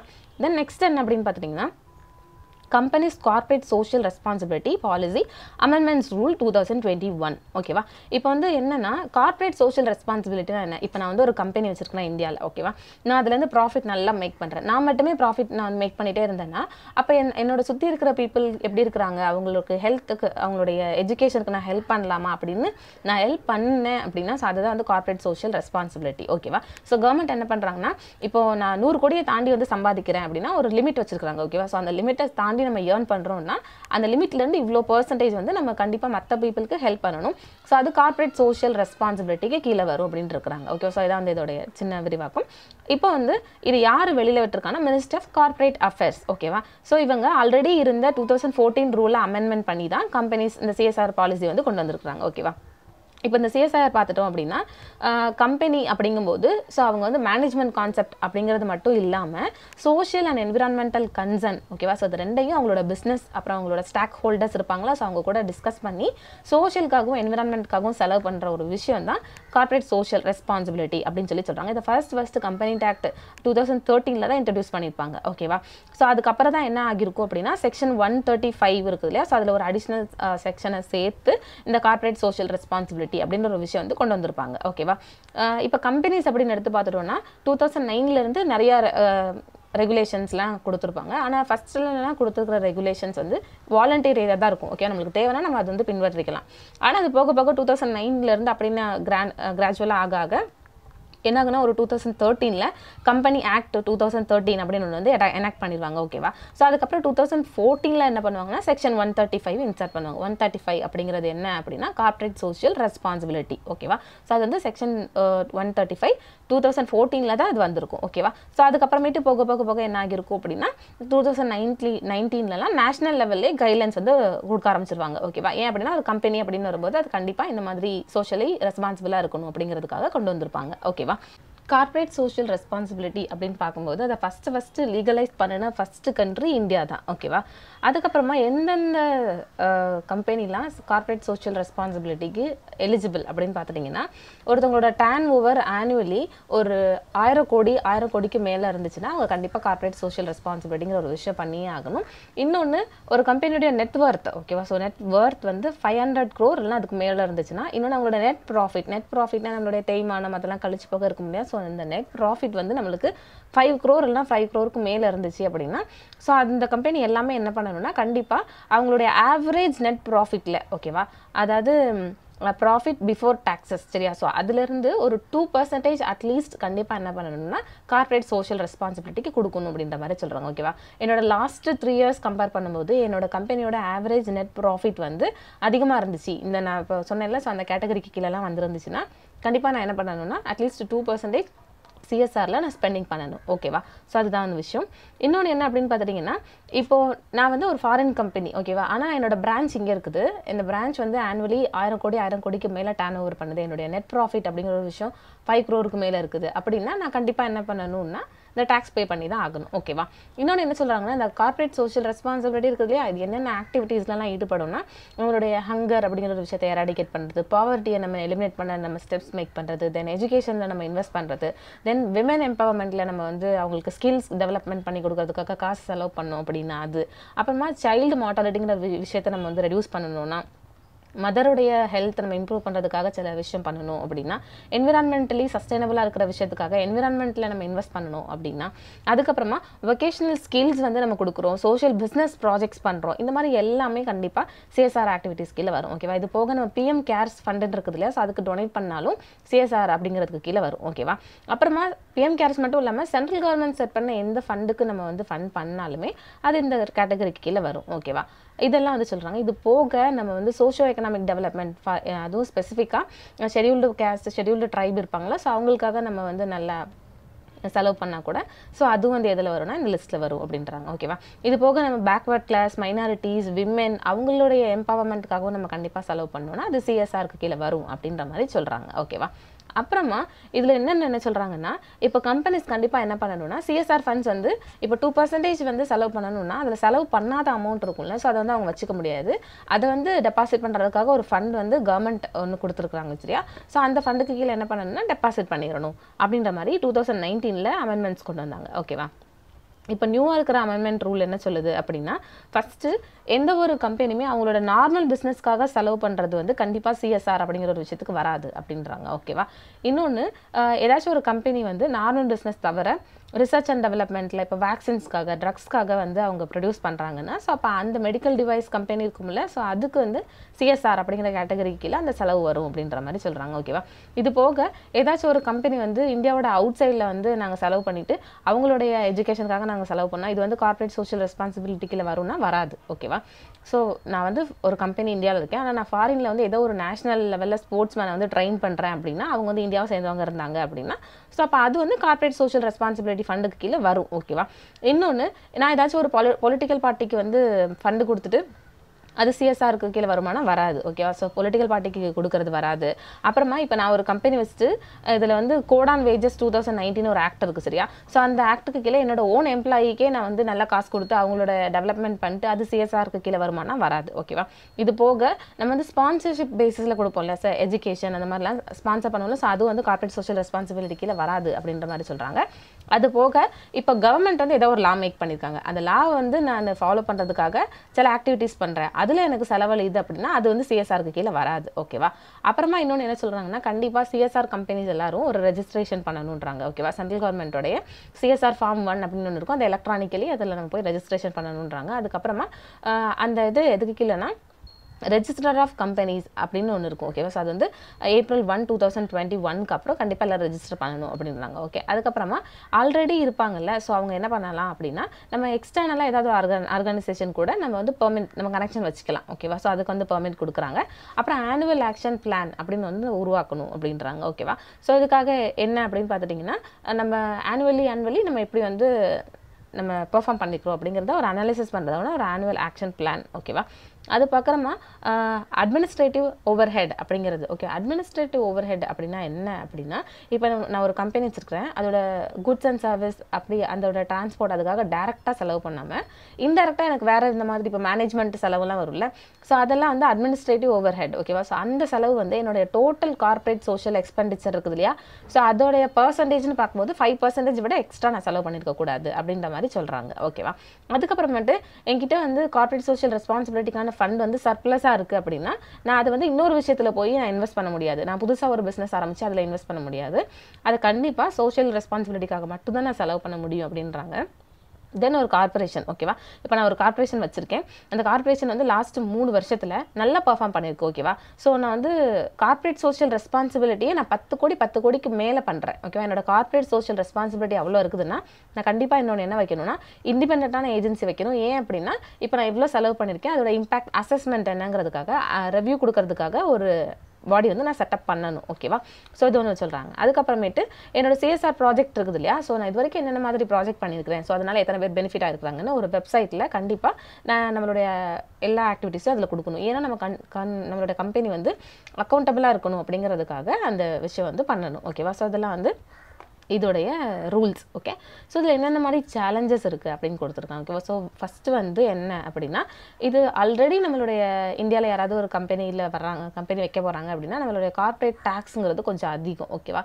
ஸோ அது போக இப்போ கார்பரேட் சோஷியல் ரெஸ்பான்சிபிலிட்டி அப்படின்னு ஒரு டேக்ஸ் கொடுத்தோன்னா எல்லாரும் வந்து இங்கே நம்ம இன்வெஸ்ட் பண்ணோன்னா டேக்ஸே ரொம்ப அதிகமாக கட்ட வேண்டியிருக்கும் அப்படின்ட்டு யாருக்கும் அவ்வளோ இன்ட்ரெஸ்ட் இருக்காது. அது ஃபஸ்ட்டு ஒன். ஓகேவா? இன்னொன்று என்னென்னா, நம்ம கார்பரேட் சோஷியல் ரெஸ்பான்சிபிலிட்டியோட ஸ்பெண்டிங் பார்த்துட்டிங்கன்னா 65% நம்ம எஜுகேஷன்லேயும் ஹெல்த் கேர்லையும் தான் பண்ணுறோம். ஓகேவா? ஆனால் அதே டைமில் இப்போ நம்ம பாவர்ட்டியை வந்து கொஞ்சம் கம்மி பண்ணுறது, அப்புறமா ரூரல் டெவலப்மெண்ட்டுக்காக, தென் ஹங்கரோடைய எராடிகேஷனுக்காக அந்த மாதிரி அமௌண்ட்லாம் ரொம்ப கம்மியாக தான் செலவு பண்ணுறோம். அது வந்து இன்னொன்று சொல்கிறாங்க. ஓகேவா? ஸோ வந்து எக்ஸ்பெண்டிச்சர் அப்படிங்கும்போது அதில் ஸ்கியூடு பேட்டர்ன் இருக்குது, ஒரு ஈக்குவலான பேட்டர்ன் இல்லை அப்படின்றாங்க. அப்புறமா ரீஜனல் டிஸ்பாரிட்டிஸ் அதிகமாக இருக்குன்றாங்க. ஃபார் எக்ஸாம்பிள் இப்போ வந்து ஏதாவது ஒரு கம்பெனி வந்து ஸோ அங்கே கண்டிப்பாக இன்வெஸ்ட் பண்ணி அதுக்கப்புறமா கார்பரேட் சோஷியல் ரெஸ்பான்சிபிலிட்டி வந்து எல்லாருக்கும் செலவு பண்ணணும் அப்படின்னா எல்லாரும் என்ன பண்ணுறாங்கன்னா சவுத் ஸ்டேட்ஸ் அந்த மாதிரி நல்ல எங்கே வந்து இன்ஃப்ராஸ்ட்ரக்சர் ஆல்ரெடி இருக்குதோ அந்த இதை தான் சூஸ் பண்ணுறாங்களே தவிர புவரான இன்ஃப்ராஸ்ட்ரக்சர் இருக்கிற இப்போ நார்த் ஈஸ்ட் அந்த மாதிரி ஏரியாலாம் சூஸ் பண்ண மாட்டுறாங்க. ஸோ அப்போ என்ன ஆகுதுன்னா அந்த ஏரியாலாம் இன்னும் கொஞ்சம் புவராக இருக்கிறது புவராகிட்டா தான் இருக்குது அப்படின்ற மாதிரி சொல்கிறாங்க. ஓகேவா? ஸோ இது ஒன்று. இன்னொன்று என்ன அப்படின்னு பார்த்துட்டிங்கன்னா நான் கம்ப்ளைண்ட்ஸ் 50% மேலே உள்ள கம்ப்ளைண்ட்ஸ் வந்து கம்பெனிஸ் என்ன பண்ணுறாங்கன்னா அவங்களுடைய கார்பரேட் சோஷியல் ரெஸ்பான்சிபிலிட்டியை வந்து ஸ்பெண்ட் பண்ணல. ஓகேவா? ஸோ அதுக்காக கவர்மெண்ட்டும் என்ன பண்ணுறாங்க அப்படின்னா சொல்லிக்கிட்டே இருக்காங்க, ஆனால் இவங்க கேட்கல. ஓகே, ஸோ நான் கம்ப்ளைண்ட்ஸ் அப்படிங்கிற ஒரு விஷயம் அதிகமாக இருக்குது அப்படின்றாங்க. அப்புறம் இன்னொன்று சொல்கிறாங்கன்னா சீட்டிங், அப்புறமேட்டு ஃபேவரபுளான டொனேஷன் அதிகமாக இருக்குன்றாங்க. ஃபார் எக்ஸாம்பிள் இப்போ நான் ஒரு கம்பெனி வச்சுருக்கேன் அப்படின்னா இப்போ நான் வந்து பக்கத்தில் உள்ளவங்கள்ட்ட சரி நீங்கள் உங்களுக்கு எஜுகேஷனுக்காக நான் வந்து காசு கொடுக்குறேன் அப்படி சொல்லிட்டு கொடுத்துட்டு அதுலேருந்து நான் மறுபடியும் ஒரு சில பர்சன்டேஜ் நான் கமிஷனாக வாங்கிட்டேன் அப்படின்னா அப்போ வந்து அதில் ஃபேவரிசம் வந்து ஒரு ரோல் ப்ளே பண்ணுது அப்படின்ற மாதிரி சொல்கிறாங்க. ஓகேவா? ஸோ அதெல்லாம் வந்து கொடுத்துருக்குறாங்க. அதுக்கப்புறமா இதுக்கு வே ஃபார்வர்ட் நம்ம என்னென்ன மாதிரி பண்ணலாம் இதெல்லாம் கரெக்ட் பண்ணுறதுக்காகன்னு கொடுத்துருக்காங்க. சொல்கிறாங்க. ஒன்று வந்து நம்ம ஒரு இடத்துல வந்து ஒரு ப்ரோக்ராம் கொண்டு வரணும்னா அங்கே இருக்கிற எல்லா கம்யூனிட்டியும் பார்ட்டிசிபேட்டாக கொண்டு வரணுன்றாங்க. சரியா? So community and employee participation கொண்டு வரலாம் அப்படின்றாங்க. ஓகேவா? ஸோ அப்படி கொண்டு வரது மூலமாக தான் நம்ம என்ன பண்ணணும்னா நம்மளோட சோஷியல் அண்ட் எத்திக்கல் வேல்யூஸை நம்ம இன்க்ரீஸ் பண்ண முடியும் அப்படின்றாங்க. தென் எஃபிஷியண்ட்டாக இருக்கணும்னா கண்டிப்பாக கொலாபரேஷன் கண்டிப்பாக வேணும். அதுவும் வந்து நான் கவர்மெண்ட் ஆர்கனைசேஷன், தென் ஏஜென்சிஸ் பார்க்கும்போது என்விரான்மெண்டல், தென் சோஷியல் ஒர்க் எல்லாரையும் சேர்த்து பண்ணும்போது தான் அது எஃபிஷியண்ட்டாக இருக்கும் அப்படின்றாங்க. தென் இப்போ கார்ப்பரேட் சோஷியல் ரெஸ்பான்சிபிலிட்டியில் செலவு பண்ணுறாங்கன்னா அதில் என்னென்ன மாதிரி ப்ராஃபிட்ஸ் கொண்டு வந்துருக்காங்கன்னு மானிட்டர் பண்ணணும், இவாலுவேட் பண்ணணும் அப்படின்றாங்க. ஓகேவா? அதுக்கப்புறமேட்டு எக்ஸ்பெண்டிச்சருங்கிறது நம்ம ஆல்ரெடி ஸ்கியூடுன்னு சொன்னோம் இல்லையா? ஸோ அது வந்து நம்ம ஈக்குவலான இருக்கணும் அப்படின்ற மாதிரி சொல்லுவாங்க. அதுவும் நெக்லெக்டட் ஏரியாவில் ஆஸ்பிரேஷனல் டிஸ்ட்ரிக்ட், நார்த் ஈஸ்ட் அதுலலாம் வந்து ஈக்குவலாக நம்ம இன்வெஸ்ட் பண்ணணுன்றாங்க. அது போக இன்சென்டிவ்ஸ் வந்து கொடுக்கணும். இப்போ கம்பெனிஸ் வந்து இங்கே ஸ்டார்ட் பண்ண போகிறாங்கன்னா நம்ம என்ன பண்ணணும்னா கண்டிப்பாக அவங்களுக்கு இன்சென்டிவ்ஸ் கொடுத்தா தான் நிறைய பேருக்கு ஓகே நம்ம பிஸ்னஸ் இங்கே பண்ணலாம் அப்படின்னு அட்ராக்டிவாக இருக்கும் இல்லையா? ஸோ அந்த மாதிரிலாம் நிறைய கொடுத்துருக்காங்க. ஓகேவா? ஸோ அதை வந்து அதுக்கான வே ஃபார்வர்ட். தென் நெக்ஸ்ட் என்ன அப்படின்னு பார்த்துட்டிங்கன்னா டிஜிட்டல் பேமெண்ட் ஈகோசிஸ்டம் பற்றி கொடுத்துருக்காங்க. ஓகேவா? டிஜிட்டல் பேமெண்ட் அப்படின்னா என்னென்னா நம்ம வந்து நெட் வழியாக என்னென்னலாம் பண்ணுறோமோ, ஃபார் எக்ஸாம்பிள் காசு போட்டு விடுறோம், காசு நம்மளுக்கு கிடைக்குது, அப்புறமா நம்ம ஏடிஎம் ட்ரான்ஸ்ஃபர் பண்ணுறோம், டெபாசிட் பண்ணுறோம், இது எல்லாமே கிரெடிட் கார்டு, டெபிட் கார்டு எல்லாமே நம்ம டிஜிட்டல் வைஸ் பண்ணணும் அப்படின்னா ஸோ அதுதான் வந்து டிஜிட்டல் பேங்க் ஈகோசிஸ்டம். ஓகேவா?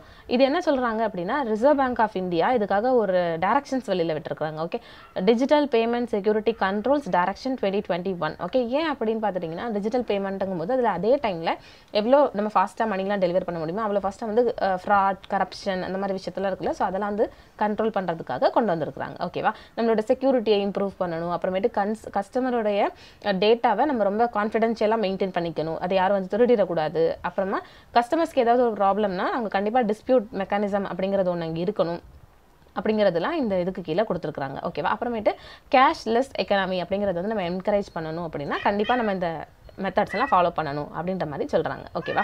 அப்புறம் என்ன சொல்கிறாங்கன்னா இதுக்காக ஒரு ராபஸ்டான கவர்னன்ஸ் ஸ்ட்ரக்சர் கொண்டு வராங்க. ஓகேவா? கொண்டு வந்து இப்போ ஒரு பேங்க்கால் என்னென்ன மாதிரி மினிமம் ஸ்டாண்டர்ட்ஸ் எல்லாம் மெயின்டைன் பண்ண முடியுமோ ஸோ அந்த மினிமம் ஸ்டாண்டர்ட்ஸ்லாம் கொடுக்குறாங்க. ஓகேவா? இப்போ என்ன அப்படின்னு பார்த்துட்டிங்கன்னா எந்தெந்த ரெகுலர் என்டிட்டிஸ் எல்லாம், அதாவது scheduled commercial bank, small financial bank, payment bank, credit card issuing, நான் பேங்கிங் ஃபினான்ஷியல் சிஸ்டம், இவங்க எல்லாருமே இந்த அப்ளிகபிள் கீழே வருவாங்க. ஓகேவா? என்னன்னா டிஜிட்டல் பேமெண்ட் அப்படிங்கும்போது அது ரொம்ப செக்யூர்டாக இருக்கணும், அதோட சர்வீஸ் ரொம்ப செக்யூர்டாக இருக்கணுங்கிறதுக்கான ஒரு பிளான் இது. ஓகேவா?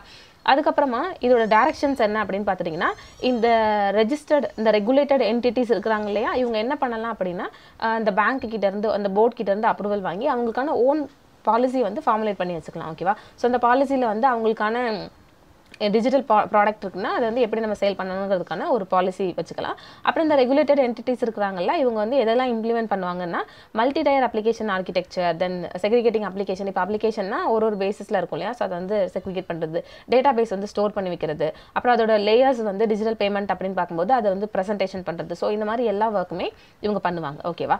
இது எப்படி வந்து பண்ணுவாங்கன்னா செக்யூர் பை டிசைன் அப்ரோச். ஓகேவா? அதாவது டிசைன் பண்ணும்போதே அதை வந்து செக்யூர் பண்ணிடுவாங்க டேட்டாவை. ஓகே, ஸோ அதை வந்து செக்யூர் பை டிசைன் அப்ரோச்.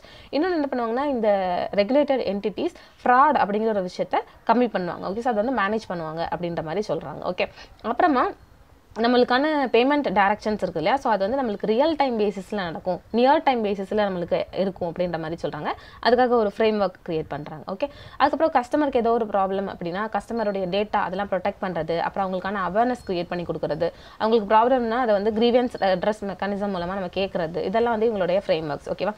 அப்புறம் இன்டர்நெட் பேங்க், தென் கார்ட் பேமெண்ட் அதெல்லாம் பண்ணும்போது செக்யூரான ஒரு என்விரான்மெண்ட் அவங்களுக்கு க்ரியேட் பண்ணி கொடுக்குறது. ஓகே, ஸோ இதெல்லாம் அந்த கைட்லைன்ஸோடைய இது. ஓகேவா?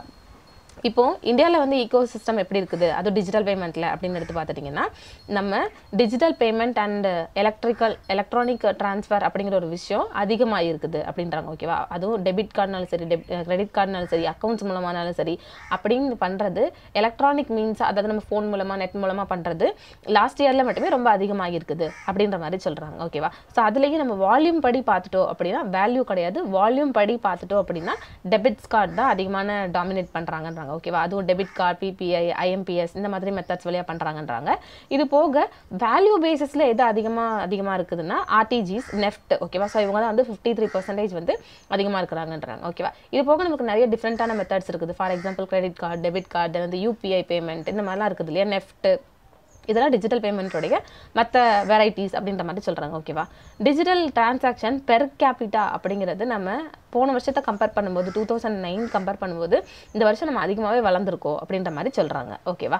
அப்புறமா இது போக நம்ம டிஜிட்டல் பேமெண்ட் அப்படிங்கிற ஒரு விஷயத்தை ப்ரமோட் பண்ணுறதுக்காக கவர்மெண்ட் என்னென்ன இனிஷியேட்டிவ்ஸ் எடுத்துருக்காங்க அப்படின்னு பார்த்துட்டிங்கன்னா payment and settlement system act 2007 வந்து கொண்டு வந்திருப்பாங்க. என்ன அப்படின்னு பார்த்துட்டிங்கன்னா இந்தியாவில் டிஜிட்டல் பேமெண்ட் அப்படிங்கும்போது அதோடைய அத்தாரிட்டி யார், டெசிக்னேட்டிங் அத்தாரிட்டி வந்து RBI அப்படின்ற மாதிரி சொல்லியிருப்பாங்க. ஓகேவா. ஸோ டிஜிட்டல் பேமெண்ட் அப்படிங்கும்போது அதை இப்படி தான் ரெகுலேட் பண்ணணும், அதை இப்படிலாம் சூப்பர்வைஷன் பண்ணணுங்கிறதுக்கான கைட்லைன்ஸ் தான் இது. ஓகேவா. அது போக மெர்ச்சன்ட் டிஸ்கவுண்ட் ரேட் அப்படிங்கிற ஒரு விஷயத்தை இவ்வளோ தான் இருக்கணும் அப்படின்ற மாதிரி கொடுத்துருப்பாங்க. மெர்ச்சன்ட் டிஸ்கவுண்ட் ரேட்னா என்னன்னா, இப்போ நம்ம வந்து பேமெண்ட் பண்ணும்போது அதில் ஏதோ ஒரு அமௌண்ட் வந்து பிடிக்கிறாங்க அந்த சார்ஜ் அப்படின்னா அந்த சார்ஜிங் அமௌண்ட் இருக்குது இல்லையா, ஸோ அதான் மெர்ச்சன்ட் டிஸ்கவுண்ட் ரேட். ஓகேவா.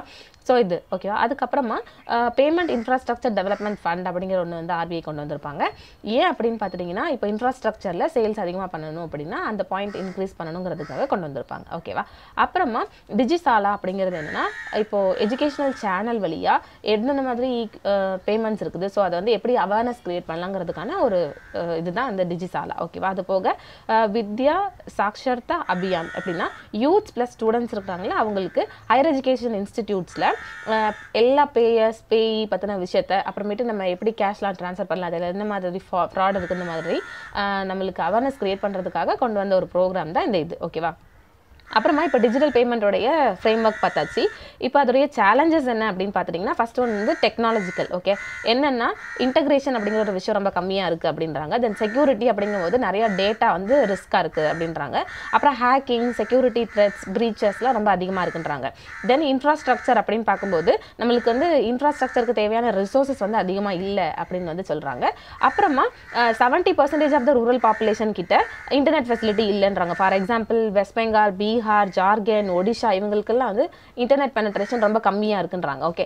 தென் டிஜிட்டல் லிட்ரஸி அப்படின்னா இன்டர்நெட் பற்றி எத்தனை பேருக்கு தெரியும். ஓகேவா. ஸோ அந்த விஷயம் பார்த்துட்டோம்னா நம்ம நேஷனல் ஸ்டாட்டிஸ்டிக்கல் சர்வே எடுத்து பார்க்கும்போது 4.4% ரூரல் ஹவுஸ் ஹோல்ஸ்க்கு தான் இது தெரியும். அதுவும் வந்து அர்பன் எடுத்துட்டிங்கன்னா 42% கிட்ட கம்ப்யூட்டர் வித் இன்டர்நெட் இருக்குது. ஓகேவா. ஆனால் கம்ப்யூட்டர் வித்தவுட் இன்டர்நெட்னு பார்த்துட்டிங்கன்னா 60% மேலே இருக்குது அப்படின்றாங்க. ஓகேவா. ஸோ இதை வந்து சொல்கிறாங்க. அப்போ டிஜிட்டல் லிட்ரஸி அப்படிங்கிற ஒரு விஷயம் ரொம்ப கம்மியாக இருக்குது அப்படின்னு சொல்கிறாங்க. ஓகேவா. தென் டிரான்சாக்ஷன் ஃபீஸ் அப்படி எடுத்து பார்த்துட்டிங்கன்னா இதுவும் கொஞ்சம் அதிகமாக இருக்குது. ஸோ இது வந்து ஒரு அடிஷ்னல் டேக்ஸ் மாதிரி எல்லாரும் நினைக்கிறாங்க. அதனால் கண்டிப்பாக இந்த ஃபீஸை கம்மி பண்ணணும் அப்படின்ற மாதிரி சொல்கிறாங்க. இப்போ வந்து நான் பே பண்ணுற காசுக்கு எனக்கு எக்ஸ்ட்ரா டேக்ஸ் அப்படின்னா அப்போ வந்து நிறைய பேர் வந்து இதை ப்ரிஃபர் பண்ண மாட்டாங்கல்ல, அது ஒரு இது சொல்கிறாங்க. ஓகேவா. இன்னொன்று இதுக்கான ஃபர்தர் இனிஷியேட்டிவ்ஸ் என்னெல்லாம் எடுக்கலாம் அப்படின்னு பார்த்துட்டிங்கன்னா ஃபஸ்ட்டு கண்டிப்பாக நம்ம வந்து பேமெண்ட் அப்படிங்கும்போது அது வந்து யூனிஃபார்மான இருக்கணும் அப்படின்ற மாதிரி சொல்கிறாங்க. ஓகேவா. அப்புறமா அவேர்னஸ், அப்புறம் எஜுகேஷன் க்ரியேட் பண்ணணும். தென் ஃபோன் ஆக்சசிபிலிட்டி கண்டிப்பாக எல்லாருக்கும் இருக்கணும். மொபைல் இன்டர்நெட் ஆக்சசிபிலிட்டி எல்லாருக்கும் இருக்கணும் அப்படின்றாங்க. இப்போ மெர்ச்சன்ட் டேக்ஸ் ரேட் வந்து எல்லாருக்கும் ஈக்குவலாக இருக்கணும், ரொம்ப கம்மியாக ரொம்ப கூட அப்படிலாம் இருக்கக்கூடாது அப்படின்றாங்க. தென் இன்சென்டிவ்ஸ் அண்ட் ரிவார்ட்ஸ் கொடுக்கணும். ஃபார் எக்ஸாம்பிள் ஜிபேலாம் நம்ம அமௌண்ட் போட்டோம்னா நம்மளுக்கு வந்து ரிவார்ட்ஸ் கொடுப்பாங்களே, ஸோ அந்த மாதிரி ரிவார்ட்ஸ் கொடுத்தோம்னா நிறைய பேர் இதில் வந்து இன்வால்வ் ஆவாங்க அப்படின்ற மாதிரி இதோட சேலஞ்சஸ் பற்றி கொடுத்துருக்காங்க. தென் அசெட் ரீகன்ஸ்ட்ரக்ஷன் கம்பெனி பற்றி கொடுத்துருக்காங்க. ஓகேவா. இது வந்து யூனியன் பட்ஜெட் 2021-2 பீரியடில் கொண்டு வந்திருப்பாங்க. இது என்னென்னா ஆல்ரெடி இருக்கிற பேட் பேங்க்ஸ் அப்படிங்கிறத திரும்ப ரீப்ளேஸ் பண்ணணுங்கிறதுக்காக இது கொண்டு வந்திருப்பாங்க. ஓகேவா. நியூ அசெட் ரீகன்ஸ்ட்ரக்ஷன் கம்பெனி அப்படின்னு கொண்டு வந்திருப்பாங்க. ஓகே. ஸோ இது என்னென்னா இது யாரெல்லாம் செட் பண்ணலான்னா state owned bank plus private sector bank இவங்க 2 பேரும் இதை செட் பண்ணலாம். ஓகேவா. ஆனால் இதுக்காக கவர்மெண்ட் எந்த ஒரு ஈக்விட்டி கான்ட்ரிபியூஷனும் கொடுக்க மாட்டாங்க. ஆனால் இந்த பேங்க்ஸை வந்து மினிமம் ரெக்யூர்மெண்ட்டு தேவைப்படும் இல்லையா, ஸோ அதை வந்து சரி பண்ணுறதுக்காக கவர்மெண்ட் என்ன கொடுப்பாங்கன்னா சாவர்ஜன் கேரண்டி அப்படின்னு வேணால் ஒன்று கொடுப்பாங்க. ஓகேவா. ஆக்சுவலி இந்த பேங்க் செட் பண்ணும்போது பேசிக்கான சில விஷயங்கள் தேவைப்படும்ல, அதுக்கு மட்டும்தான் கவர்மெண்ட் ஸ்பெண்ட் பண்ணுவாங்க, மற்றபடி கவர்மெண்ட் ஸ்பெண்ட் பண்ண மாட்டாங்க. ஓகேவா. அப்புறமா அசெட் மேனேஜ்மெண்ட் கம்பெனி அப்படிங்கிறது இந்த அசெட் ரீகன்ஸ்ட்ரக்ஷன் கம்பெனிக்கு கீழே இருக்கணும் அப்படின்ற மாதிரி சொல்கிறாங்க. ஏன்னா இந்த அசெட் மேனேஜ்மெண்ட் கம்பெனி இருக்கிறாங்களா இவங்க தான் என்ன பண்ணுவாங்கன்னா இந்த அசெட் ரீகன்ஸ்ட்ரக்ஷன் இருப்பாங்களா அவங்க என்னெல்லாம் பர்ச்சேஸ் பண்ணிட்டு வராங்களோ பேட் அசெட், ஸோ அந்த அசெட் எல்லாம் மறுபடியும் சேல் பண்ணுறவங்க யார் அப்படின்னு பார்த்துட்டிங்கன்னா இந்த அசெட் மேனேஜ்மெண்ட் கம்பெனி. ஓகேவா. அப்போ ஏஆர்சிக்கு கீழே தான் இந்த ஏஎம்சி இருப்பாங்க. ஓகேவா. அப்புறமா இந்த ஏஎம்சி இருக்கிறாங்களா இவங்க வந்து ஃபண்டு கொடுப்பாங்க. ஓகேவா. ஸோ யாருக்கெல்லாம் அப்படின்னு பார்த்துட்டிங்கன்னா இண்டிவிஜுவல் கம்பெனிஸ் இவங்களுக்குலாம் ஃபண்ட் கொடுப்பாங்க. இது போக இவங்களுக்குன்னு ஓன் கிளைண்ட்ஸ் இருப்பாங்களா, ஸோ அவங்களுக்கு வந்து இன்வெஸ்ட்மெண்ட் ஐடியாஸ் கொடுப்பாங்க. நீங்கள் இந்த மாதிரி விஷயத்தில் இன்வெஸ்ட் பண்ணுங்க அப்படின்ற மாதிரி ஐடியாஸ் கொடுப்பாங்க. ஓகேவா? அதுக்கப்புறமா பார்த்துட்டிங்கன்னா இப்போ ஸ்ட்ரெஸ்ஸான அசெட் அப்படின்னு பார்த்துட்டிங்கன்னா பேங்க்லேருந்து ஏஆர்சிக்கு விற்பாங்க இல்லையா, ஸோ அந்த அமௌண்ட்டு எந்த பேசிஸில் கொடுப்பாங்க அப்படின்னா நெட் புக் வேல்யூவில் கொடுப்பாங்க. ஓகேவா? இப்போ ஃபார் எக்ஸாம்பிள் பேங்க்கில் வந்து ஒருத்தர் கடன் வாங்கியிருக்காரு. ஓகேவா? திரும்ப பே பண்ணவே இல்லை, அது வந்து 90 டேஸ்க்கு மேலே போய்கிட்டு அது என்பி ஆகிடுச்சு, நான் பெர்ஃபார்மிங் அசெட்டாக மாறிடுச்சு. ஓகேவா? ஸோ மாறினதுக்கப்புறம் பேங்க்கு கிட்டேருந்து இந்த ஏஆர்சி கம்பெனி என்ன பண்ணுறாங்கன்னா பர்ச்சேஸ் பண்ணிட்டு வராங்க அந்த அசெட்டை. ஓகேவா? ஸோ அந்த அசெட் பர்ச்சேஸ் பண்ணும்போது எந்த வேல்யூவில் கொடுப்பாங்கன்னா net book value. Net book வேல்யூனா என்னென்னா அதோட ஃபிக்ஸ்டு அசெட்டாக இருந்துச்சு அப்படின்னா அந்த ஃபிக்ஸ்டு அசெட்லேருந்து இப்போ ஒரு மெஷினாக இருந்துச்சுன்னு வச்சுக்கலாம். ஓகேவா? ஒரு கம்பெனியில் ஒரு மெஷின் இருக்குது. ஸோ அந்த மெஷினாக இருக்குதுன்னா அந்த மெஷினுக்கு தேய்மான செலவு, அப்புறம் அதில் ஏதாவது பழுது பார்த்துருக்கிற செலவுலாம் இருக்கும்ல, அந்த செலவெல்லாம் கழிச்சு போக மிச்ச அமௌண்ட் இருக்கும்ல, ஸோ அதுதான் வந்து நெட் புக் வேல்யூ. ஓகேவா? ஸோ அந்த நெட் புக் வேல்யூவில் தான் இதை என்ன பண்ணுவாங்கன்னா அசெட் ரீகன்ஸ்ட்ரக்ஷன் கம்பெனிஸ் வந்து ஒரு அசெட்டை பர்ச்சேஸ் பண்ணிட்டு வருவாங்க. ஓகேவா? இப்போ பர்ச்சேஸ் பண்ணிட்டு வரும்போது பேங்க் என்ன கொடுப்பாங்கன்னா அந்த ஏஆர்சிக்கு 15% கேஷாக கொடுப்பாங்க, 85% செக்யூரிட்டிஸாக கொடுப்பாங்க. ஓகேவா? ஸோ இதான் வந்து ஏஆர்சி பற்றின விஷயம். தென் இந்த ஏஆர்சி என்ன பண்ணுவாங்கன்னா இந்த ஸ்ட்ரெஸ்டான அசெட் இருக்குது இல்லையா, ஸோ அந்த ஸ்ட்ரெஸ்டான அசெட்டை குறிப்பிட்ட வேல்யூக்கு மேலே விற்பாங்க. சரியா? ஸோ விற்றுட்டு அதுலேருந்து வர ப்ராஃபிட்டை அவங்க வச்சுப்பாங்க. ஓகேவா? ஸோ அப்படி தான் இவங்க வந்து ப்ராஃபிட் மேக் பண்ணுறாங்க. அப்புறமா இந்த அசெட் ரீகன்ஸ்ட்ரக்ஷன் கம்பெனி பற்றி பார்த்துட்டோம்னா இது ஒரு ஃபினான்ஷியல் இன்ஸ்டிடியூஷன். ஓகேவா? இது ஒரு ஸ்பெஷல் டைப். என்ன அப்படின்னு பார்த்துட்டிங்கன்னா கடனில் இருந்து இருப்பாங்க இல்லையா, ஸோ பேங்க்கில் வந்து கடன் வாங்கிட்டு கடன் திருப்பி செலுத்த முடியாமல் கடனாளிகள் இருப்பாங்கள்ல, ஸோ அவங்களுடைய அந்த கடன் அதை வந்து இவங்க பர்ச்சேஸ் பண்ணிட்டு வந்து மியூச்சுவலாக அக்ரி பண்ணிப்பாங்க. ஓகே, நம்ம இந்த வேல்யூவில் மினிமமாக இதை விற்றுக்கலாம், அப்போ தான் உங்களுக்கு இவ்வளோவாது பெனிஃபிட் கிடைக்குன்ற மாதிரி மியூச்சுவலி அக்ரீடு வேல்யூவில் அதை விற்பாங்க. ஓகேவா? ஸோ விற்று அந்த கடன் அப்படிங்கிற ஒரு விஷயத்தை எப்படி நம்மளால் சரி பண்ண முடியுங்கிறதுக்காக ஐடியாஸ் கொடுப்பாங்க. அவங்க தான் வந்து ஏஆர்சி. ஓகேவா? ஸோ இது ஃபஸ்ட்டு எப்போ கொண்டு வந்திருப்பாங்க அப்படின்னா நரசிம்மன் கமிட்டி வந்து 1991 இந்த மாதிரி நம்ம ஒரு சென்ட்ரலைஸ் அசெட் ரீகன்ஸ்ட்ரக்ஷன் ஃபண்டுன்னு ஒன்று செட் பண்ணணும். ஸோ இதன் மூலமாக நம்ம என்ன பண்ணலாம்னா நான் பெர்ஃபார்மிங் லோன்ஸ்க்கு சம்மந்தப்பட்ட டிபார்ட்மெண்ட்ஸ் இருக்கும்ல, ஸோ அவங்களுக்கு வந்து நம்ம என்ன பண்ணலாம்னா இந்த இம்ப்ரூவ்மெண்ட் கொடுக்கலாம் அப்படிங்கிறதுக்காக கொண்டு வந்திருப்பாங்க. அதுக்கப்புறமா ஃபஸ்ட்டு அசெட் ரீகன்ஸ்ட்ரக்ஷன் கம்பெனின்னு பார்த்தீங்கன்னா அர்சல். இது வந்து 2002 எஸ்பிஐ, ஐசிஐசிஐ பேங்க், பிஎன்பி, தென் ஐடிபிஐ இவங்க 4 பேர் சேர்ந்து வந்து ஸ்டார்ட் பண்ணியிருப்பாங்க. ஓகேவா? அதுக்கப்புறமா இதை வந்து கம்பெனி ஆக்டுக்கு கீழே ரெஜிஸ்டர் பண்ணியிருப்பாங்க. அதுக்கப்புறம் தான் என்ன ஆகியிருக்குன்னா ரிசர்வ் பேங்க் வந்து அவங்களுடைய சர்ஃபேசி ஆக்ட் 2002க்கு கீழே இவங்கள ரெஜிஸ்டர் பண்ணியிருப்பாங்க. ஓகேவா? அப்புறம் ஆர்பிஐ என்ன சொல்லியிருப்பாங்கன்னா ஒரு அசெட் ரீகன்ஸ்ட்ரக்ஷன் கம்பெனி இருக்குதுன்னா அதோட ரிஸ்க் எவ்வளோ இருக்குதோ சரி அந்த ரிஸ்க்கு ஈக்குவலாக ஒரு பர்சன்டேஜ் வந்து நம்ம மெயின்டைன் பண்ணணுமாங்க. அது எவ்வளோ பர்சன்டேஜ்னா 50%. இப்போ என்கிட்ட வந்து 100% ரிஸ்க் இருக்குன்னா அதுக்கு ஈக்குவலாக நான் 15% வந்து கேபிட்டல் வந்து மெயின்டைன் பண்ணணும். ஓகேவா? என்கிட்ட இருக்கிற ரிஸ்க்கு நான் எவ்வளோ பர்சன்டேஜ் கேபிட்டல் வச்சிருக்கிறேன் அப்படிங்கிறது தான். ஓகேவா? ரிஸ்க் அப்படிங்கிறது என்னன்னா எந்த ஒரு அசெட் வந்து ரொம்ப ஸ்ட்ரெஸ்டான கண்டிஷனில் விற்காமல் இருக்குதோ, அதுக்கப்புறமேட்டு கடன் ரொம்ப அதிகமாக இருக்குதோ அது மேலே அதுதான் வந்து ஸ்ட்ரெஸ்டான அசெட். ஓகேவா? ஸோ அதை நான் கம்பேர் பண்ணும்போது 15% 15 வந்து எனக்கு எவ்வளோ இருக்கணும்னா கேபிட்டல் வந்து இருக்கணும். ஓகேவா? ஸோ அதான் வந்து கேபிட்டல் அடிக்வசி ரேஷியோ அப்படிம்பாங்க. இது வந்து ஆர்பிஐ சொல்லியிருக்கிறாங்க. ஓகேவா? அப்புறமா இன்சால்வன்சி அண்ட் பேங்க்ரப்டசி கோட் 2016க்கு கீழே என்ன சொல்லியிருக்கிறாங்கன்னா இந்த அசெட் ரீகன்ஸ்ட்ரக்ஷன் கம்பெனி இருக்கிறாங்க இல்லையா, இவங்க வந்து ஒரு அசெட்டை விற்கும்போது என்ன பண்ணலாம்னா ஈக்விட்டிஸ் வந்து மேக் பண்ணலாம். ஓகேவா? மற்ற யாராச்சும் ஷேர் ஹோல்டர்ஸ் வந்து நான் அதில் ஈக்விட்டி கொடுக்குறேன் அப்படின்னா ஸோ அப்போ கொடுக்கலாம். ஓகேவா? அந்த மாதிரி ஒரு ப்ரொவிஷன் இதில் இருக்குது. ஆனால் இவங்களால இப்போ ஏதோ ஒரு அசெட் இருக்குது அதை போய் விற்கிறாங்க. ஓகேவா? அதில் வந்து இந்த அசெட் கம்பெனி போய் பர்ச்சேஸ் பண்ண முடியாது ஈக்விட்டி. ஓகேவா? ஸோ அது ஒரு இம்பார்ட்டண்ட்டான ஒரு விஷயம். என்னன்னா இவங்க வந்து அவங்களோட கடன் இருக்கும்ல அந்த டெப்ட்டு அதை வந்து அவங்க ஈக்விட்டியாக மாற்றலாம். ஓகேவா? ஸோ அப்போ ஷேர் ஹோல்டர்ஸ் வந்து இவங்கள்ட்ட வாங்கலாம். ஆனால் இவங்க போய் ஒரு ஈக்விட்டியை வந்து பர்ச்சேஸ் பண்ண முடியாது. ஓகேவா? டைரக்டா. ஓகே, இது ஒரு முக்கியமான ஒரு விஷயம். அப்புறமா சர்ஃபேசி ஆக்டுக்கு கீழே என்ன சொல்றாங்கன்னா நிறைய ஏஆர்சி கம்பெனிஸ் வர ஆரம்பிச்சிருச்சு. ஆனால் அதுலேயே நிறைய யார் நல்லா எஃபிஷியண்டாக ஒர்க் பண்ணுறான்னு பார்த்தா ரொம்ப கம்மி பேர் தான். ஏன்னா அவங்க கிட்ட கேபிட்டல் வந்து ரொம்ப ரொம்ப கம்மியான அமௌண்ட்டில் தான் இருக்குது அப்படின்னு சொல்கிறாங்க. ஒன்லி 3 to 4 ஏஆர்சிக்கு மட்டும்தான் அவங்களுக்கு தேவையான கேபிட்டல் இருக்குது. ஏன்னா கேபிட்டல் இருந்தால் தானே அவங்களால ஒழுங்காக ரன் பண்ண முடியும். ஓகேவா? ஸோ அதை ஃபஸ்ட் சொல்கிறாங்க. இன்னொன்று இந்த இதில் முக்கியமான இன்னொன்று என்னென்னா ஸ்லோவான ரெசல்யூஷன். ஏன்னா இப்போ ஒரு கமர்ஷியல் பேங்க் அப்படின்னா ஒரு 8 to 10 பேங்க்ஸ் சேர்ந்து தான் ஒரு கமர்ஷியல் பேங்க்ஸ் வந்து ஸ்டார்ட் பண்ணியிருப்பாங்க. ஓகேவா? ஸோ அந்த 8 to 10 அப்படின்னு வரும்போது நிறைய பேங்க்குக்கு இந்த ஏஆர்சி சிஸ்டம் வந்து பிடிச்சிருக்கு, நிறைய பேருக்கு பிடிக்கல. ஓகேவா? ஸோ அதனால் அவங்களுக்குள்ளேயே வந்து சில டசில்ஸ் இருக்கிறதுனால இதில் ரெசல்யூஷனுங்கிறது ரொம்ப கம்மியாக இருக்குது அப்படின்ற மாதிரி சொல்கிறாங்க. ஓகேவா? ஏன் இப்போ ஏஆர்சி தேவை அப்படிங்கிறதுக்கு இவங்க என்ன சொல்கிறாங்கன்னா, இப்போ ரீசன்ட் டைம்ஸில் என்பிஏஸ் பேங்க்கில் ரொம்ப அதிகமாகிட்டு நான் பர்ஃபார்மிங் அசட்னா என்னென்னா, இப்போ வந்து ஒருத்தவங்க கடன் வாங்கிட்டு 90 டேஸ்க்கு மேலே வட்டியும் செலுத்தலை, அதுக்கப்புறமேட்டு கடன் அமௌண்ட்டு கொஞ்சம் கூட பே பண்ணலைன்னா அதான் என்ன சொல்கிறாங்கன்னா நான் பர்ஃபார்மிங் அசட் அப்படி சொல்கிறாங்க. ஓகேவா, இது வந்து கமர்ஷியல் லோனாக இருந்தால். இன்னொன்று கன்சூமர் லோனாக இருந்துச்சுன்னா அவங்க வந்து லோன் வாங்கிட்டு 180 டேஸ்க்கு மேலே ஒன்றுமே பே பண்ணலைன்னா அப்போ அதுவும் என்பிஏ. ஓகேவா, ஸோ இந்த மாதிரி பே பண்ணாமல் இருக்கிற விஷயத்தெல்லாம் அவங்க பே பண்ண மாட்டாங்கன்னு, ஸோ அதெல்லாம் பேட் லோன் அப்படிங்கிற ஒரு விஷயத்தில் வரும். என்பிஏனா டியூஸ் வந்து மிஸ் ஆகிடுச்சுன்னா அது என்பிஏக்கு கீழே வரும். ஓகேவா, அந்த என்பிஏ வந்து 180 டேஸா தென் சப்ஸ்டாண்டர்ட் அசெட்னு ஒன்று சொல்லுவாங்க. அதாவது என்னன்னா 12 மாதம் இல்லைன்னா 12 மாதம் வரைக்கும் அவங்க எந்த ஒரு அமௌண்ட்டுமே செலுத்தலை அப்படின்னா அது வந்து சப்ஸ்டாண்டர்ட் அசெட் அப்படிம்பாங்க. டவுட்ஃபுல் அசெட்னா 12 மாதத்துக்கு மேலே ஆகியும் அவங்க வந்து வாங்கின காசை கட்டலை அப்படின்னா அது வந்து டவுட்ஃபுல் அசெட். இப்போ கட்டவே மாட்டாங்க, 12 மாதத்துக்கு மேலே ஆகிடுச்சு, ரொம்ப டைம் ஆகிடுச்சு அப்படின்னா ஸோ அதை தான் என்ன சொல்லுவாங்கன்னா லாஸ் அசெட் அப்படின்ற மாதிரி சொல்லுவாங்க. ஓகேவா, இது வந்து பேங்க்கோட என்பிஏ பொறுத்த ஒரு விஷயம். இப்போ ரீசெண்ட் டைம்ஸாக என்பிஎஸ் ரொம்ப அதிகமாகிறதுனால கண்டிப்பாக இதை வந்து கண்ட்ரோல் பண்ணுறதுக்காக நம்ம வந்து ஒரு ஆல்டர்னேட்டிவ் ஒரு விஷயம் தயாரிக்கணும். ஸோ அதுக்கு தான் இந்த ஏஆர்சி கம்பெனி அப்படின்ற மாதிரி சொல்லுவாங்க. ஏன்னா ஏஆர்சி கம்பெனிஸ் வந்து இப்போ நம்ம இன்சால்வன்சி பேங்க்ரப்டசி கோடு இருக்குது. ஓகேவா, ஸோ அந்த வழியாகவும் என்ன பண்ணுவாங்கன்னா பேட் லோன்ஸ் எல்லாம் பர்ச்சேஸ் பண்ணி விற்பாங்க. ஓகேவா, அது இருந்தாலுமே அதுக்கு ஒரு ஆல்டர்னேட்டிவாக இந்த இது கொண்டு வந்திருக்கிறாங்க அப்படின்றாங்க. அதுக்கப்புறம் பேங்க்கோடைய பேர்டன் அப்படிங்கிற ஒரு விஷயத்தை கம்மி பண்ணுறதுக்காகவும் இது கொண்டு வந்திருக்கிறாங்க அப்படின்றாங்க. அதனால என்ன பண்ண முடியும்னா என்பிஏ கம்மியாக இருந்துச்சுன்னா ஒரு பேங்க்கால் நிறையா லென் பண்ண முடியும். ஓகேவா, ஸோ லெண்டிங்கை வந்து அதிகமாக்கணுங்கிறதுக்காக இதை நாங்கள் கொண்டு வந்திருக்கோன்றாங்க. அப்புறம் எக்கனாமி கண்டிப்பாக பூஸ்ட் பண்ணும் அப்படின்றாங்க. ஏன்னா இப்போ யாராவது தொழில் செய்ய வராங்கன்னா அவங்களுடைய நம்பிக்கை ரொம்ப அதிகமாகும். ஸோ பேங்க்லேருந்து ஈஸியாக கடன் வாங்கலாம் அப்படிங்கிறதுக்காகவும் இந்த மெத்தட் வந்து கொண்டு வந்திருக்கிறாங்க. ஓகேவா, இதெல்லாம் வந்து ஏன் நம்மளுக்கு ஏஆர்சி தேவை அப்படின்னு. ஆனால் இதில் நிறைய சேலஞ்சஸ் இருக்குது. ஃபஸ்ட்டு சேலஞ்ச் என்ன அப்படின்னு பார்த்துட்டிங்கன்னா, இது வந்து வெறும் இப்போ கவர்மெண்ட் பேங்க் கிட்ட இருக்கிற ஒரு என்பிஏவை கவர்மெண்ட் பேக் பண்ணுற ஒரு ஏஆர்சி கிட்ட போய் இது வைக்கிற மாதிரி தான் இருக்கே தவிர அதில் ஒரு பெரிய சேஞ்சஸ் அப்படின்னு ஒரு விஷயமே இல்லை அப்படின்ற மாதிரி நிறைய பேர் சொல்கிறாங்க.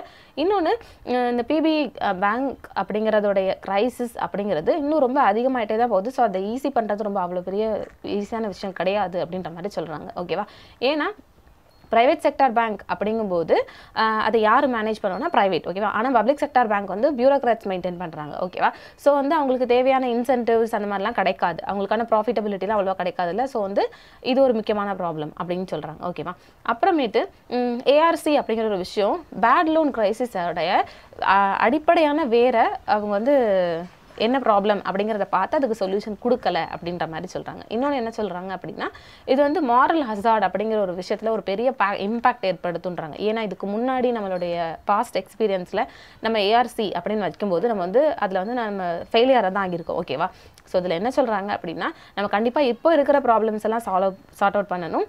அப்புறமா ஏஆர்சி கம்பெனிஸ் இருக்கிறாங்க இல்லையா, ஸோ அவங்க வந்து பேட் லோன் அப்படிங்கிறத வந்து ஈஸியாக ஸ்மூத்தாக ஹேண்டில் பண்ணுறதுக்கான வழி நம்ம ஏற்படுத்தி கொடுக்கணும் அப்படின்ற மாதிரி சொல்கிறாங்க. அது எப்படிலாம் நம்ம வந்து கொண்டு வர முடியும் அப்படின்னா ஃபர்ஸ்ட் ஒன் நம்ம வந்து மலேசியன் எக்ஸ்பீரியன்ஸ் இதில் ஃபாலோ பண்ணலாம். ஏன்னா அவங்க வந்து ஏஷியன் கிரைசிஸ் வரும்போது அவங்க மலேசியன் என்ன பண்ணாங்கன்னா ஒரு ஏஆர்சி வச்சாங்க. ஓகேவா, ஸோ ஏஆர்சி கொண்டு வந்து அதோட எஃபெக்டிவ் மேனேஜ்மெண்ட் எப்படி இருக்குதுன்னு செக் பண்ணாங்க. அப்புறமே அசட் பர்ச்சேஸ் பண்ணும்போது அதுக்கு ஃபேரான ப்ரைஸ் அப்படின்னு ஒன்று இவங்களே டிட்டர்மைன் பண்ணாங்க. ஓகேவா, அதுக்கப்புறமேட்டு அந்த கவர்மெண்ட்டே ஸ்டாக் ஹோல்டர்ஸ்க்கு சப்போர்ட் கொடுத்தாங்க. ஓகேவா, அப்புறம் ஒரு ஏஆர்சி வந்து நம்ம செட்டப் பண்ணுறோம் அப்படின்னா அது ப்ரீ டிஃபைன்டாகவே இதான் இவங்களோட டியூட்டி, இது இவ்வளோ டைம் தான் இவங்க இருப்பாங்க அப்படின்னு ஒரு ஷெல்ஃப் லைஃபோட நம்ம அவங்கள வந்து வச்சோம் அப்படின்னா அப்போ அவங்க நல்லா எஃபிஷியண்ட்டாக ஒர்க் பண்ணுவாங்க அப்படின்ற. ஓகேவா, அப்புறமா இப்போ சர்ஃபேசி ஆக்ட்லையும் ஐபிசி ஆக்டையும் எடுத்து பார்க்கும்போது அதில் சில ப்ராப்ளம்ஸ் இருக்குது. ஸோ அதெல்லாம் நம்ம சரி பண்ணணுன்றாங்க. ஃபார் எக்ஸாம்பிள் இப்போ ஒரு ஏஆர்சியால் டேரெக்டாக போய் ஒரு கம்பெனியோடைய ஈக்விட்டியை போய் பர்ச்சேஸ் பண்ண முடியாது நம்ம பார்த்தோம் இல்லையா அந்த ஷேரை. ஸோ அந்த ப்ராப்ளமை நம்ம வந்து சார்ட் அவுட் பண்ணலாம், இவங்களால டேரெக்டாக போய் ஈக்விட்டியை பர்ச்சேஸ் பண்ணுற மாதிரி வைக்கலாம் அப்படின்ற மாதிரி சொல்கிறாங்க. அதுக்கப்புறமேட்டு கவர்னன்ஸ் ரிஃபார்ம்ஸ் வந்து கொண்டு வரணும் அப்படின்றாங்க. பப்ளிக் செக்டார் பேங்க்ஸ்க்கு அதிகமான ஆட்டோனமி கொடுக்கணும், ப்ரொஃபஷனலாக ஆட்டோனமி கொடுக்கணும் அப்படின்றாங்க.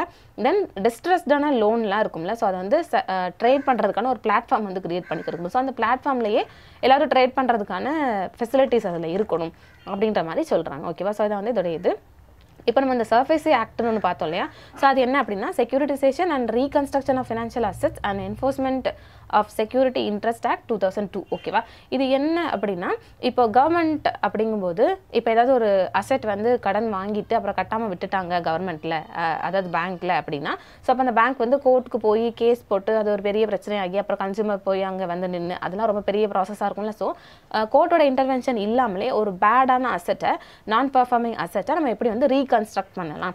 ரீகன்ஸ்ட்ரக்ட்னா என்ன அப்படின்னு பார்த்துட்டிங்கன்னா, இப்போது பேங்க் வந்து ஏதாச்சும் ஒரு அத்தாரிட்டிக்கு வந்து ரைட்ஸ் கொடுப்பாங்க. இப்போ இன்ட்ரெஸ்ட் நீங்கள் போய் கலெக்ட் பண்ணிக்கோங்க, அந்த மாதிரி சில லோன்ஸ் அட்வான்சஸில் சில ரைட்ஸ் கொடுப்பாங்க. அதுதான் அசெட் ரீகன்ஸ்ட்ரக்ஷன். ஓகேவா. செக்யூரிட்டைசேஷன் என்னென்னா, இப்போ பேங்க்கு கிட்டேருந்து ஒரு அசெட்டை ஒரு கம்பெனி வந்து வாங்குறாங்க அப்படின்னா, ஒரு பேட் அசெட்டை, ஸோ அதுதான் என்ன சொல்லுவாங்க, செக்யூரிட்டைசேஷன் அப்படின்ற மாதிரி சொல்லுவாங்க. ஓகேவா. இந்த மாதிரி ஏன் என்பிஏவை நம்ம வந்து இன்னொரு கம்பெனி கிட்ட கொடுக்கும் அப்படின்னா, நம்ம எக்கனாமியில் லிக்விடைசேஷன் கேஷ் வந்து ரொம்ப அதிகமாக இருக்கணும் அப்படிங்கிறதுக்காக நம்ம வந்து கொண்டு வந்து கொடுக்குறோம். ஓகேவா. இது வந்து ஒரு ஃபர்ஸ்ட் மெத்தட் இந்த சர்வீஸ் ஆக்ட் கீழே. அப்புறம் இதில் என்ன சொல்கிறாங்கன்னா, யாரெல்லாம் வந்து எலிஜிபிள் பையர்ஸாக இருக்கிறாங்களோ அவங்க என்ன பண்ணலாம்னா, இந்த ஸ்ட்ரெஸ்ட் அசெட் இருக்குது இல்லையா, ஸோ அதை வந்து செக்யூரிட்டிஸ் இஷ்யூ பண்ணி அந்த அசெட்டை அவங்க பர்ச்சேஸ் பண்ணிக்கலாம் அப்படிங்கிறதுக்கான ப்ரொவிஷன் இதில் இருக்குது. ஓகேவா. தென் இன்சால்வன்சி அண்ட் பேங்க்ரப்டசி அப்படின்னு பார்த்திங்கன்னா, இது ஒரு டைம் பவுண்டான ப்ராசஸ். ஓகேவா. இது எதுக்காக அப்படின்னு பார்த்துட்டிங்கன்னா, ஒரு அசெட் இருக்குதுன்னா அதோட வேல்யூ நம்மளால் எப்படி மேக்ஸிமைஸ் பண்ணி விற்க முடியும் அப்படிங்கிறதுக்கான ஒரு லைன் வந்து இது கிரியேட் பண்ணி கொடுக்கும். ஓகேவா. இது வழியாக வந்து என்டர்பிரினர்ஷிப் அப்படிங்கிற ஒரு விஷயம் வந்து ப்ரமோட் ஆகும். அப்புறமா இருக்கிற எல்லா ஸ்டாக் ஹோல்டர்ஸோட இன்ட்ரெஸ்ட் அப்படிங்கிற ஒரு விஷயமும் அதிகமாகும். ஓகேவா. ஸோ இதான் அது இந்த இன்சால்வன்சி அண்ட் பேங்க்ரப்டசி கோட் இருக்குதுல்ல, இது யாருக்கெல்லாம் அப்ளிகபிள்னா, இண்டிவிஜுவல், அப்புறமேட்டு கம்பெனிஸ், தென் எல்எல்பி, இவங்க எல்லாருக்குமே வந்து இது அப்ளிகபிள். ஓகேவா. ஸோ இதை வந்து சர்வீஸ் ஆக்ட் பற்றின ஒரு விஷயம். ஓகே. தென் நெக்ஸ்ட் நியூஸ் என்ன அப்படின்னு பார்த்துட்டிங்கன்னா, இன்டகிரேட்டட் ஆம்பஸ்மெண்ட் ஸ்கீம். ஓகேவா. இந்த ஸ்கீம் என்ன அப்படின்னா, இப்போ நம்ம பேங்க்குக்கு போகிறோம், நம்ம பேங்க்கில் வந்து ஏதோ ஒரு சர்வீஸ் நம்மளுக்கு பிடிக்கல, சாட்டிஸ்ஃபேக்ஷனாக இல்லை, நம்ம கேட்குற கேள்வி அவங்க ஒழுங்காக பதில் சொல்லலை அப்படின்னா, அப்போ நம்ம என்ன பண்ணலாம்னா, பேங்க்லேயே வந்து ஆம்பஸ்மெண்ட் ஸ்கீம்னு ஒன்று இருக்கும். ஓகேவா. ஸோ அவங்ககிட்ட போய் நம்ம சொல்லலாம். ஓகேவா.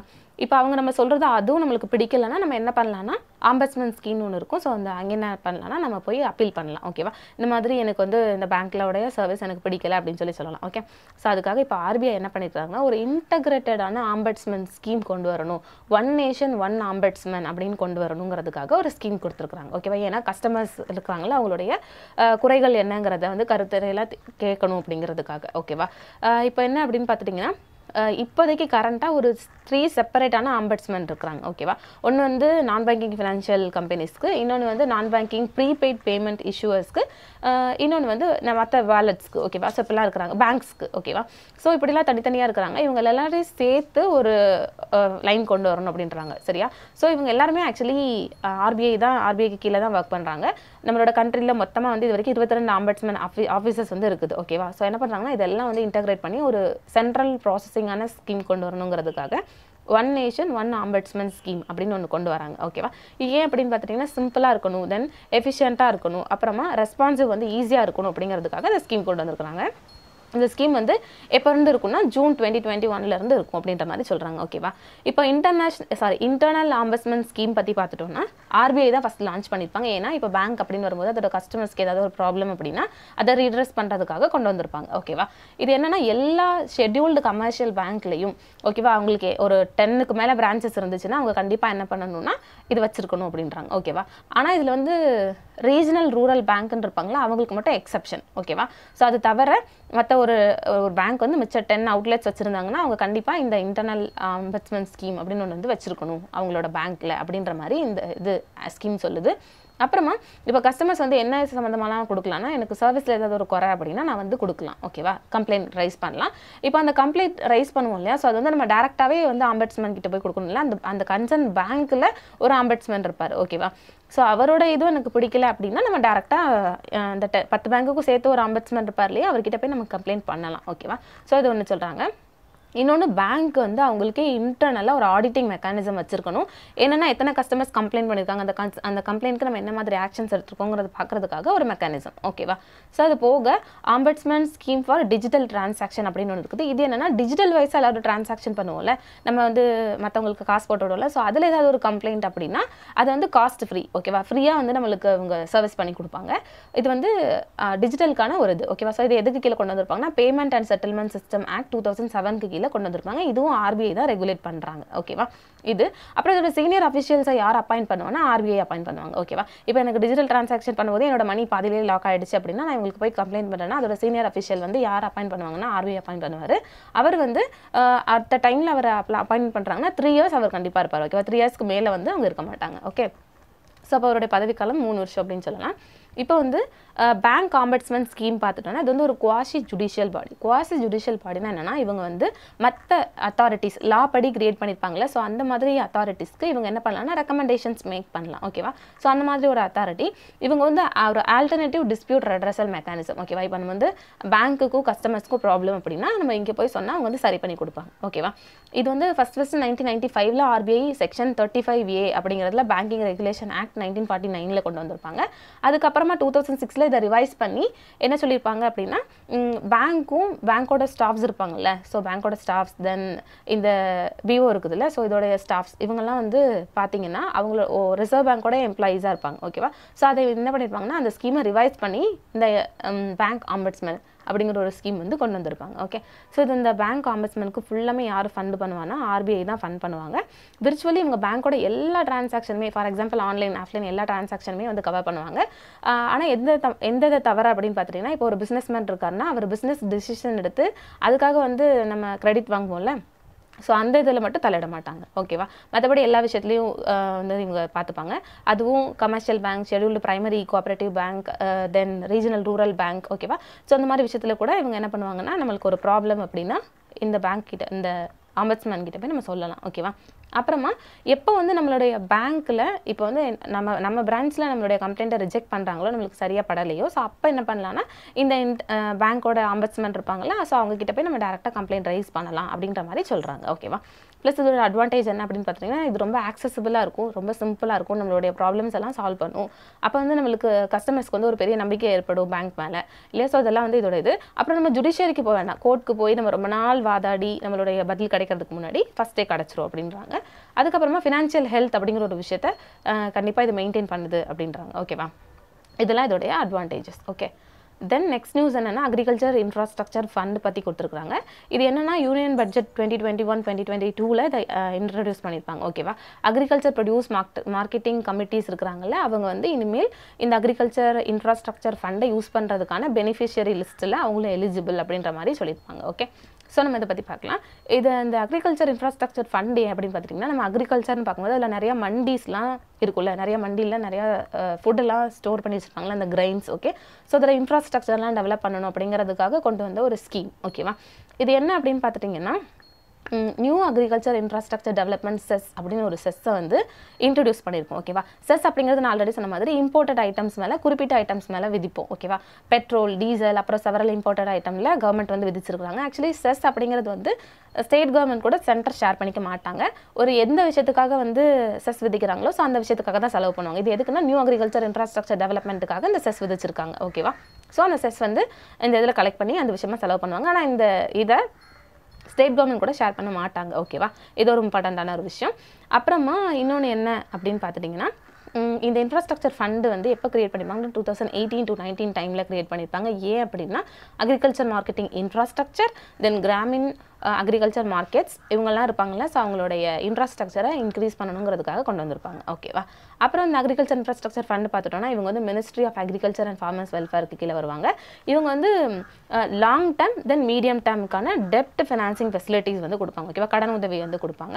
இது வந்து ஒரு சென்ட்ரல் செக்டர் ஸ்கீம். இது ரொம்ப இம்பார்ட்டண்ட்டான ஒரு விஷயம். ஓகேவா? ஸோ அக்ரிகல்ச்சர் இன்ஃப்ராஸ்ட்ரக்சர் ஃபண்ட் அப்படிங்கிறது 100% சென்டர் தான் வந்து ஃபண்ட் பண்ணுவாங்க, central sector scheme. Okay, so அப்புறம் இவங்க இதோட இதுக்கு கீழே யாரெல்லாம் பெனிஃபிஷரிஸ் எலிஜிபிள் அப்படின்னு பார்த்துட்டிங்கன்னா ஃபார்மர்ஸ், தென் வந்து primary agriculture credit societies, farmer producers organisation, agri entrepreneurs, start up, central and state government agency, இந்த மாதிரி பப்ளிக் பார்ட்னர் பிரைவேட்ஷிப் அக்ரிகல்ச்சர் சம்மந்தமானவங்களுக்குலாம் இது எலிஜிபிள். ஓகேவா? இது எலிஜிபிள் ப்ராஜெக்ட்டுக்கு கீழே போஸ்ட் ஹார்வெஸ்ட் மேனேஜ்மெண்ட் ப்ராஜெக்ட்னு இருக்குது. அதாவது ஹார்வெஸ்ட் பண்ணி முடிச்சதுக்கு அப்புறமேட்டு அந்த நெல்லை வந்து நம்ம டிரான்ஸ்போர்ட் பண்ணி போய் நம்ம விற்போம் இல்லையா, ஸோ போஸ்ட் ஹார்வெஸ்ட் அந்த இது கேரியிங், இ மார்க்கெட்டிங், வார் ஹவுஸில் ஸ்டோரேஜ் பண்ணி வைக்கிறது எல்லாத்தையும் இது வந்து கவர் பண்ணும். ஓகேவா? லாஜிஸ்டிக், டிரான்ஸ்போர்ட், கிரேடிங், அது அப்புறம் கோல்டு செயின் ஸ்டோர் பண்ணி வைக்கிறது, இது எல்லாத்தையும் இது வந்து கவர் பண்ணும். இது போக ஃபார்மிங் அசெட் அப்படின்னு வரும்போது நம்மளுக்கு கம்யூனிட்டி வந்து பில்ட் பண்ணி கொடுக்கும். ஃபார் எக்ஸாம்பிள் ஆர்கானிக் இன்புட், அப்புறமேட்டு இன்ஃப்ராஸ்ட்ரக்சர், இதெல்லாம் நம்மளுக்கு வந்து கிரியேட் பண்ணி கொடுக்கும். ஓகேவா? ஸோ இது வந்து எலிஜிபிளான ப்ராஜெக்ட். இந்த ப்ராஜெக்ட்லாம் நம்ம வந்து பண்ணுறோம்னா இவங்க கிட்ட வந்து நம்ம லோன் வாங்கிக்கலாம். ஓகேவா?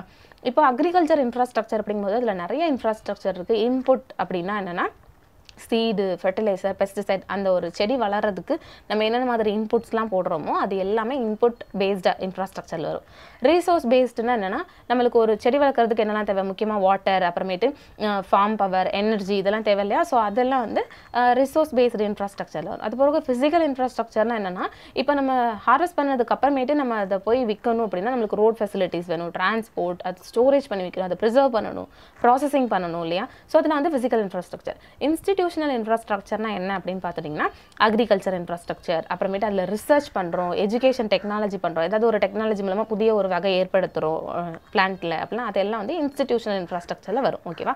ஸோ அதெல்லாம் வந்து அக்ரிகல்ச்சர் அப்படின்னு வரும்போது அதில் டிஃப்ரெண்டான இன்ஃப்ராஸ்ட்ரக்சர்.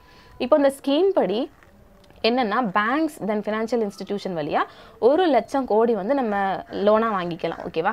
அது என்ன அப்படின்னு பார்த்துட்டிங்கன்னா அந்த 2 கோடி வரைக்கும் நம்மளுக்கு லோன் அப்படிங்கிறதோட இன்ட்ரெஸ்ட் வந்து 3% தான். ஓகேவா. ஒரு வருஷத்துக்கே 3% தான். ஏன்னா மற்ற பர்சன்டேஜ் இருக்கும்ல, ஸோ அதெல்லாம் வந்து கவர்மெண்ட் நம்மளுக்காக பே பண்ணிக்கிறாங்க அப்படின்ற மாதிரி கொடுத்துருக்காங்க. மேக்ஸிமம் 7 இயர்ஸ்க்கு நம்ம வந்து இந்த இது வாங்கிக்கலாம் லோன். ஓகேவா. ஸோ அது வந்து இந்த ஸ்கீமுக்கு கீழே. அதுக்கப்புறமா கிரெடிட் கேரண்டி கவரேஜ் அப்படிங்கிறது எலிஜிபிளான பாரோயர்ஸ்க்கு கொடுக்குறாங்க. ஓகேவா. For example credit guarantee fund trust for micro and small enterprises scheme, அந்த ஸ்கீம் வழியா 2 கோடி வரைக்கும் எலிஜிபிளானவங்களுக்கு இவங்க லோன் கொடுக்குறாங்க. ஓகேவா. அது போக இந்த ஸ்கீம் வந்து எப்போ இருந்து ஆப்ரேஷனலாக இருக்குன்னா 2020 to 2021 தென் 29 to 30. ஓகேவா. ஸோ அந்த பீரியடில் ஆப்ரேஷனலாக இருக்கும் அப்படின்னு சொல்கிறாங்க. ஃபர்ஸ்ட் இயரில் வந்து ஒரு 10,000 crore கொடுக்குறாங்களாமா. அதுக்கு அடுத்த ஒரு ஃபினான்ஷியல் 3 இயர்ஸில் 30,000 ஒரு இயருக்கு, 30,000 crore ஒரு இயருக்கு கொடுக்குறாங்க. ஓகேவா. ஸோ இந்த மாதிரி அக்ரிகல்ச்சரில் இன்ஃப்ராஸ்ட்ரக்சர் ஃபண்ட் வந்து கொடுக்குறாங்க. இது போக இப்போ ரீபேமெண்ட் பீரியம் அப்படின்னு ஒன்று இருக்கும் சரியா. ஸோ அந்த ரீபேமெண்ட் பீரியட் அப்படிங்கிறது வந்து 6 monthலேருந்து 2 years வரைக்கும் வேரி ஆகுது அப்படின்ற மாதிரி சொல்லியிருக்காங்க. ஓகேவா. அப்புறமா இது வந்து யார் மானிட்டர் பண்ணுறா அப்படின்னு பார்த்துட்டிங்கன்னா MIS. ஓகேவா. ஆன்லைன் வழியாக மேனேஜ்மெண்ட் இன்ஃபர்மேஷன் சிஸ்டம் பிளாட்ஃபார்ம் வழியாக என்ன பண்ணாங்கன்னா ஸ்டேட் வழியாக, அப்புறமேட்டு டிஸ்ட்ரிக்ட் வைஸ், தென் ஒவ்வொரு லெவல் வைஸ் யார் பண்ணுறான்னா இந்த மானிட்டரிங் கமிட்டின்னு ஒன்று செட் பண்ணி ரியல் டைமில் யார் யாருக்கு எவ்வளோ காசு கொடுத்துருக்குறோம், லோன் எவ்வளோ கொடுக்குறோம் அப்படின்ற மாதிரி அசஸ்மெண்ட் பண்ணுறாங்க. ஓகேவா. ஸோ இந்த மாதிரி ஒரு ஸ்கீம் வச்சு அதுக்கு வந்து மானிட்டரிங்கும் இவங்க கொடுத்துருக்குறாங்க. ஓகே. தென் இன்ஃப்ராஸ்ட்ரக்சர் டெவலப்மெண்ட்ங்கிறதுல ஏன் வந்து இப்போ தேவை அப்படின்னு பார்த்தீங்கன்னா நம்ம ஃபார்மிங் ப்ரொடக்டிவிட்டி வந்து அதிகமாக்கணும் அப்படின்னா கண்டிப்பாக அது தேவை அப்படின்ற மாதிரி சொல்கிறாங்க. ஓகேவா. இன்னொன்று என்ன சொல்கிறாங்க அப்படின்னா நம்மளுடைய வேஸ்டேஜ். ஓகேவா. ஃபார் எக்ஸாம்பிள் நம்மளோட இன்ஃப்ராஸ்ட்ரக்சர் நம்மளோட ஃபார்மர்ஸ் கூட இருக்கிறது கனெக்டாக இருக்கிறது ரொம்ப கம்மியாக தான் இருக்குது. ஸோ இன்ஃப்ராஸ்ட்ரக்சரை வந்து இன்க்ரீஸ் பண்ணணும் அப்படிங்கிறதுக்காக நம்மளுக்கு இந்த இது தேவை, இந்த ஃபண்ட் அப்படின்றாங்க. இன்னொன்று ஃபார்மரோட இன்கமை இம்ப்ரூவ் பண்ணுறதுக்கு இந்த ஃபண்டு கண்டிப்பாக ஹெல்ப்ஃபுல் ஆகும் அப்படின்ற மாதிரி சொல்கிறாங்க. ஓகேவா.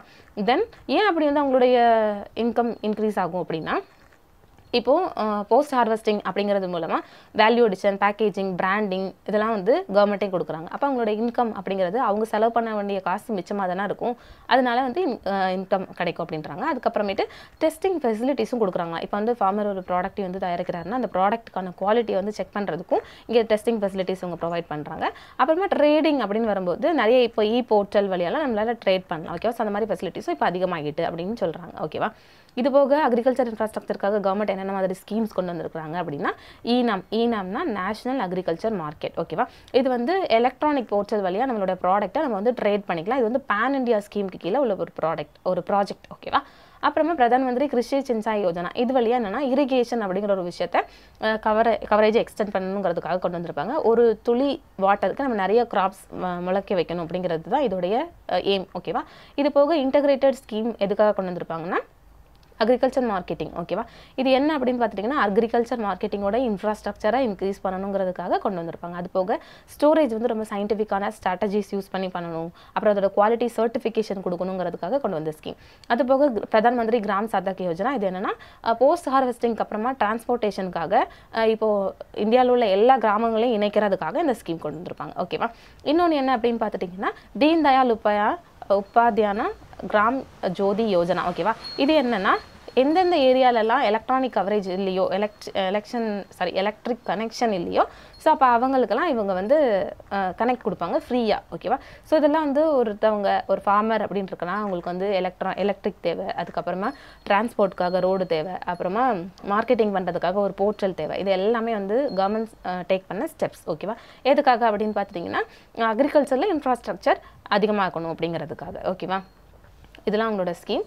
அப்புறம் இந்த ஸ்கீமோடைய ரோல் என்ன அப்படின்னு கொடுத்துருக்காங்க. ஃபார்மர்ஸ் அப்படின்னு பார்க்கும்போது அவங்களுக்கு மார்க்கெட்டிங் இன்ஃப்ராஸ்ட்ரக்சர் கிடைக்கும். அப்புறமா அவங்களோட ப்ராடக்ட்டை இன்டர்மீடியேட்டரி இல்லாமலே இவங்க டேரெக்டாக சேல் பண்ணலாம். அப்போ அவங்களுக்கு அதிகமான ப்ராஃபிட் கிடைக்கும் அப்படின்றாங்க. அப்புறமேட்டு லாஜிஸ்டிக் இன்ஃப்ராஸ்ட்ரக்சர் அது மூலமாக நம்மளால் என்ன பண்ணலாம் அப்படின்னா போஸ்ட் ஹார்வெஸ்ட்டுக்கு அப்புறம் ஏற்படுற லாஸை நம்மளால் தடுக்க முடியும். ஏன்னா ரோட் ஃபெசிலிட்டிஸ் நம்மளுக்கு அதிகமாக இருக்கும் அப்படின்ற மாதிரி சொல்கிறாங்க. தென் ப்ராடக்டிவிட்டி அப்படிங்கிறது ரொம்ப அதிகமாக இருக்கும் அப்படின்றாங்க. ஓகேவா. தென் கவர்மெண்ட்டுக்கு இதனால் என்ன லாஸ் என்ன ப்ராஃபிட் அவங்களோட ரோல் என்ன அப்படின்னு பார்த்துட்டிங்கன்னா கவர்மெண்ட் அவங்களுடைய ஃபார்மர்ஸ்க்கு சப்போர்ட் பண்ணுறது மூலமாக டேரெக்டாக என்ன பண்ணுறாங்க அப்படின்னா அவங்களுடைய வாழ்வாதாரத்துக்கு சப்போர்ட் பண்ணுறாங்க இந்த மாதிரிலாம் சொல்கிறாங்க. ஓகேவா. ஏன்னா அவங்களுக்கு வந்து இன்ட்ரெஸ்ட் அப்படிங்கும்போது ரொம்ப கம்மியான வட்டிக்கு கொடுக்குறாங்க, அவங்களுக்கு கிரெடிட் கேரண்டிஸ் கொடுக்குறாங்க அப்படின்ற மாதிரி சொல்கிறாங்க. ஓகேவா. ஸோ அப்போ என்ன சொல்கிறாங்கன்னா இது வந்து ப்ரையாரிட்டி செக்டர் லெண்டிங் அப்படிங்கிற ஒரு விஷயத்தின் மூலமாக ப்ரையாரிட்டி செக்டர்னா அக்ரிகல்ச்சர். ஓகேவா. ஸோ அது மூலமாக அக்ரிகல்ச்சருக்கு இவங்க லெண்ட் பண்ணுறாங்க டேரெக்டான்றாங்க. அதுபோக நேஷனல் ஃபுட் வேஸ்டேஜ் பெர்சன்டேஜ் வந்து நம்மளால் கண்டிப்பாக ரெடியூஸ் பண்ண முடியும். ஏன்னா இப்போ வந்து ரோடே இல்லை. ஓகேவா. ஆனால் நம்ம வந்து ஹார்வெஸ்ட் பண்ணிட்டு நம்ம நெல் அதில் கொண்டு போகிறோம்னா ஃபுட் வந்து வேஸ்ட் ஆகும் இல்லையா, கிரெயின்ஸ். ஆனால் நம்ம நல்லா ரோட் போட்டு கொடுத்துட்டோம்னா வேஸ்டேஜ் வந்து கம்மியாகும்ல. ஸோ இந்த மாதிரி வேஸ்டேஜ் கம்மியாகுது அப்படின்ற மாதிரி சொல்கிறாங்க. அப்புறம் இன்வெஸ்ட்மெண்ட் கண்டிப்பாக இதில் ப்ரைவேட் பார்ட்னர் அவங்களோட பார்ட்னர்ஷிப் வந்து கண்டிப்பாக இதில் அட்ராக்ட் ஆகும் அப்படின்னு சொல்கிறாங்க. ஓகேவா. அதுக்கப்புறமா என்டர்பிரினர்ஸ் அண்ட் ஸ்டார்ட் அப்ஸ் அப்படின்னு பார்த்துட்டிங்கன்னா நிறைய இன்னோவேஷன்ஸ் வந்து இதில் ஜாஸ்தியாகும். நிறைய பேர் எல்லோரும் சேர்ந்து இம்ப்ரூவாக கொலாபரேட் பண்ணி என்ன பண்ணுவாங்கன்னா நிறைய புதுசான டெக்னாலஜிஸ் உருவாக்குவாங்க. ஸோ அதுக்கு இது ஒரு வழி ஏற்படுத்தி கொடுக்கும் அப்படின்னு சொல்கிறாங்க. ஓகே. தென் நெக்ஸ்ட் என்னென்னா பேங்கிங் ஈகோ சிஸ்டம் அப்படின்னு பார்க்கும்போது இவங்களோட கொடுக்குற அமௌண்ட் இருக்குது இல்லையா, ஃபார்மர்ஸ் வந்து இப்போது கவர்மெண்ட்டோடைய ஹெல்ப் இல்லாமல் டேரெக்டாக ஈஸியாக அவங்களால பே பண்ண முடியாது. பட் இந்த தடவை கவர்மெண்ட் வந்து ஹெல்ப் பண்ணுறதுனால பேங்க்குக்கான ரிஸ்க்கும் ரொம்ப லோவாக இருக்கும் அப்படின்னு சொல்கிறாங்க. கன்சூமர்ஸ் அப்படின்னு பார்க்கும்போது அவங்களுக்கு பெட்டர் குவாலிட்டியில் பெட்டரான ப்ரைஸில் நம்மளுக்கு வந்து ஃபுட் ப்ராடக்ட்க்கு வந்து அவைலபிலிட்டியாக இருக்கும் அப்படின்னு சொல்கிறாங்க. அப்புறமா மார்க்கெட் அதாவது மண்டிஸ் இருக்கிறாங்களா ஏபிஎம்சிஸ் அவங்க பார்த்துட்டிங்கன்னா அவங்களும் வந்து ஸ்டோர் பண்ணுறது, அப்புறமேட்டு அதுக்கான ப்ரைஸிங் ஃபிக்ஸ் பண்ணுறது, குவாலிட்டியான ப்ராடக்ட் அவங்களுக்கு கிடைக்கிறது, இதெல்லாம் வந்து உங்களுக்கு அதிகமாக இருக்கும். ஓகேவா. தென் ப்ரொடக்ஷன் லிங்க்டு ஸ்கீம்ஸ் வந்து கொடுத்துருக்காங்க. ஓகேவா. ஸோ இது என்ன அப்படின்னு பார்த்திங்கன்னா ஒரு 3 செக்டரில் டெலிகாமில், தென் ஃபார்மாசூட்டிக்கலில், ஐடி ஹார்ட்வேரில் என்னென்ன மாதிரி ப்ரொடக்ஷன் லிங்க்டு ஸ்கீம்ஸ் கொடுத்துருக்காங்கன்னு பார்க்கலாம். ஸோ ஃபஸ்ட்டு டெலிகாம் பார்த்துட்டோன்னா ஒரு 5 இயர்ஸ்க்கு 12,195 crore வந்து கொடுக்குறாங்க. ஓகேவா. யாருக்காக ஏன் அப்படின்னு பார்த்துட்டிங்கன்னா இந்த டெலிகாம் பொறுத்த வரைக்கும் நம்ம நிறைய ப்ராடக்ட் வந்து சைனாலேருந்து தான் நம்ம இம்போர்ட் பண்ணுறோம். ஸோ அந்த இம்போர்ட்டை நம்பியே நம்ம இருக்கக்கூடாது, அதை கம்மி பண்ணணுங்கிறதுக்காக இந்த ஸ்கீம். இன்னொன்று நம்ம லோக்கலாக வந்து மேனுஃபேக்சர் பண்ணுவாங்களா, ஸோ அவங்களுக்கு வந்து நம்ம பூஸ்டப் பண்ணணுங்கிறதுக்காக இந்த ஸ்கீம். ஓகேவா. இது போக இதில் என்னென்ன செக்டார்ஸ்லாம் கவர் பண்ணுறாங்கன்னா 4G 5G நெக்ஸ்ட் ஜென்ரேஷனுக்கான ஃபுல், அதுக்கப்புறமா internet of things, access, wireless equipments, அந்த மாதிரி எல்லாமே இதில் வந்து கவர் பண்ணுறாங்க. ஓகேவா. அப்புறமா டிரான்ஸ்மிஷனுக்கான எக்யூப்மெண்ட்ஸ், அந்த மாதிரி எல்லா செக்டார்ஸும் இதில் கவர் பண்ணுறாங்க. இன்சென்டிவ்ஸ் வந்து எதுக்காக கொடுக்குறாங்க அப்படின்னு பார்த்துட்டிங்கன்னா இப்போ இருக்கிற மினிமம் இருக்குது இல்லையா த்ரெஷோல்ட் மினிமம் லிமிட், ஸோ அதை கம்பேர் பண்ணும்போது 20 times அதிகமாக நாங்கள் வந்து இன்சென்டிவைஸ் கொடுப்போம் அப்படின்ற மாதிரி சொல்லியிருக்காங்க. மினிமம் இன்வெஸ்ட்மெண்ட் வந்து எம்எஸ்எம்இக்கு வந்து 10 crore இப்போதைக்கு இருக்குதாமா, அதுக்கப்புறம் மற்றவங்களுக்கு வந்து 1000 crore இருக்குது அப்படின்றாங்க. ஓகேவா. தென் இன்சென்டிவ் ஸ்ட்ரக்சர் அப்படிங்கும்போது 4%லேருந்து 7% வரைக்கும் டிஃப்ரெண்ட்டான அப்ளிகேஷன்ஸ் டிஃப்ரெண்ட்டான கேட்டகரிஸ் பொறுத்து இயர் பொறுத்து மாறும் அப்படின்னு இருக்கிறாங்க. ஓகேவா. இப்போ கரண்ட்டை பொறுத்த வரைக்கும் டெலிகாம் எடுத்துட்டிங்கன்னா இந்தியா வந்து டெலிகாம் மார்க்கெட்டில் செகண்ட் லார்ஜஸ்ட்டாக நம்ம இருக்கிறோம். ஓகேவா. ஸோ நம்ம வந்து அதில் இன்னும் நல்லா பர்ஃபார்ம் பண்ணணும் அப்படிங்கிறதுக்காக கொண்டு வந்தது. தென் இந்தியா பொறுத்த வரைக்கும் ஐடி அப்படி பார்த்துட்டிங்கன்னா இன்கம் டேக்ஸ்க்கு அப்புறமா நம்ம அதிகமாக ரெவென்யூ கிடைக்கிறது இந்த டெலிகாமில் இருந்து தான். ஓகேவா.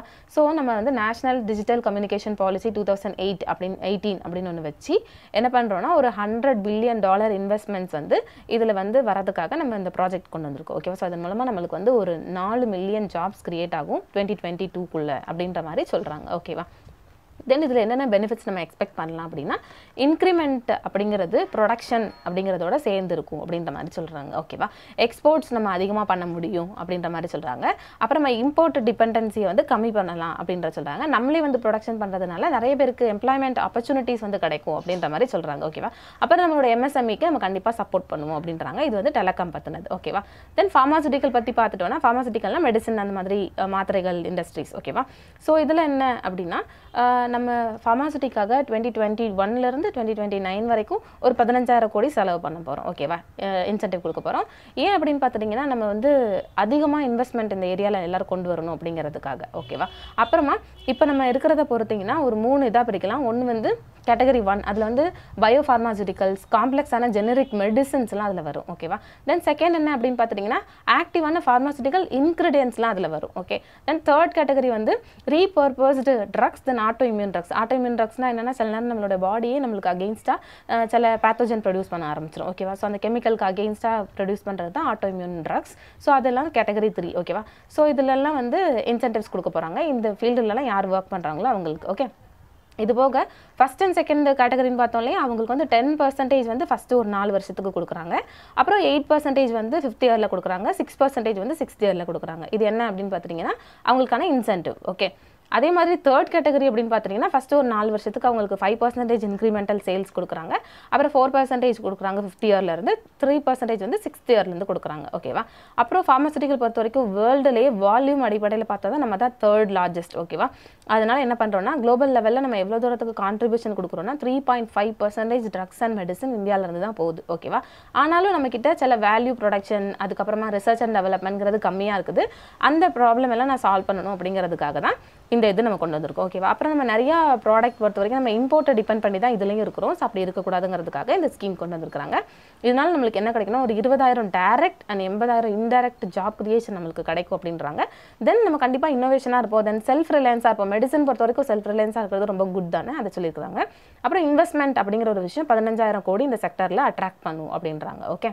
ஐடி ஹார்ட்வேர் பார்த்துட்டோம் அப்படின்னா அதில் வந்து இன்சென்டிவ் நம்ம எவ்வளோ கொடுக்குறோம்னா 4 இயர்ஸ்க்கு 7,350 crore கொடுக்குறோம். ஓகேவா. அதுலேயும் டொமஸ்டிக் மேனுஃபேக்சரிங்கை வந்து அதிகப்படுத்தணும், அதில் இன்வெஸ்ட்மெண்ட்ஸ் வந்து அதிகமாக கொண்டு வரணும் அப்படிங்கிறதுக்காக இந்த ஸ்கீம் கொண்டு வந்திருக்கிறோம். ஓகே. அப்புறமா இதுக்கு இன்சென்டிவ் எவ்வளோ கொடுக்குறாங்கன்னா இப்போ பேஸ் இயர் 2019 to 20 கம்பேர் பண்ணும்போது நம்ம இந்தியாவிலே ப்ரொடக்ஷன் பண்ண லேப்டாப், அதுக்கப்புறமேட்டு டேப்லெட்ஸ், சர்வர்ஸ், கம்ப்யூட்டர் சிஸ்டம் அதுக்கெல்லாம் வந்து 1 to 4% கேஷ் வந்து கொடுக்குறாங்க இன்சென்டிவ்ஸ். ஓகேவா. அதுக்கப்புறமேட்டு இப்போ நம்ம ஐடியில் என்ன ஸ்டேட்டஸில் இருக்கிறோம் அப்படின்னு பார்த்துட்டிங்கன்னா குளோபல் லெவலில் நம்ம ஹப்பாக மாற்றணுங்கிற ஒரு பிளான் நம்மக்கிட்ட இருக்குது. ஓகே. ஸோ அதை எக்ஸிக்யூட் பண்ணணுங்கிறதுக்காக நேஷனல் பாலிசி ஆன் எலக்ட்ரானிக்ஸ் 2019 ஒரு ஸ்கீம் வந்து வெளியில் விட்டுருக்கிறோம். என்ன அப்படின்னா இம்போர்ட்ஸ் வழியாக நம்ம நிறைய லேப்டாப், மொபைல் அதெல்லாம் வந்து வாங்காமல் நம்மளே ஓனாக ப்ரொடக்ஷன் பண்ணணுங்கிறதுக்காக கொண்டு வந்த ஒரு ஸ்கீம். ஓகேவா. அப்புறமா இதோடைய பெனிஃபிட் என்ன கிடைக்கும் நம்மளுக்கு அப்படின்னு பார்த்துட்டிங்கன்னா ஒரு 5 மேஜர் குளோபல் பிளேயர்ஸ்க்கு இது வந்து கண்டிப்பாக பெனிஃபிட்ஸ் கிரியேட் பண்ணி கொடுக்கும். 10 டொமஸ்டிக் சாம்பியன்ஸ்க்கு இந்த ஃபீல்டு நல்லா ஹெல்ப்ஃபுல்லாக இருக்குன்றாங்க. ஃபார் எக்ஸாம்பிள் இப்போ மொபைலில் இந்தியாவில் யாரெல்லாம் இருக்கிற அவங்களுக்கு. ஓகேவா. அப்புறமா எம்ப்ளாய்மெண்ட் ஜென்ரேஷனுங்கிற ஒரு விஷயம் 1,80,000 direct and indirect jobs creation இருக்கும். தென் டொமஸ்டிக் வேல்யூ அடிஷனுங்கிறது 20 to 25% நம்மளுக்கு 2025க்குள்ளே உருவாகும் அப்படின்ற மாதிரி சொல்கிறாங்க. தென் மேஜர் போர்ட் அத்தாரிட்டிஸ் பில் 2020 இது வந்து பார்லிமெண்ட் பாஸ் பண்ணியிருக்காங்க இப்போ ரீசெண்டாக. இது ஆல்ரெடி இருக்கிற major board trust act 1963 replace பண்ணுது. ஓகேவா. போர்ட் ட்ரஸ்ட் அப்படின்னு வரும்போது ஸோ அதில் எப்படி ரெகுலேஷன்ஸ் இருக்கணும், எப்படி ஆப்ரேஷன் இருக்கணும், எப்படி பிளானிங் இருக்கணுங்கிறதுக்காக இந்த ஸ்கீம் கொண்டு வந்திருக்காங்க. மேஜரான போர்ட்ஸ் என்ன அப்படின்னு பார்த்துட்டிங்கன்னா Chennai, Cochin, then Jawaharlal Nehru port, Kandla, Kolkata, Mumbai, new Mangalore, Mormugao, பாரதி, பிஓசி அதாவது தூத்துக்குடியில் இருக்கிற port, then Visakhapatnam. Okay. So இந்த மாதிரி நிறைய போர்ட்ஸ் வந்து இருக்குது மேஜர் போர்ட்ஸ். ஸோ இந்த மேஜர் போர்ட் அப்படின்னு வரும்போது இதை எப்படி நம்ம வந்து பார்த்துக்கணும், எப்படி ரெகுலேஷன் பண்ணணும், எப்படி ஆப்ரேஷன் பண்ணணும், என்ன மாதிரி பிளானிங் பண்ணணும்னு இதில் கொடுத்துருக்குறாங்க. ஓகேவா. இதில் வந்து ஆல்ரெடி இருந்த பில்லையும் இப்போ ரீசெண்டான பில்லையும் கம்பேர் பண்ணியிருக்கிறாங்க.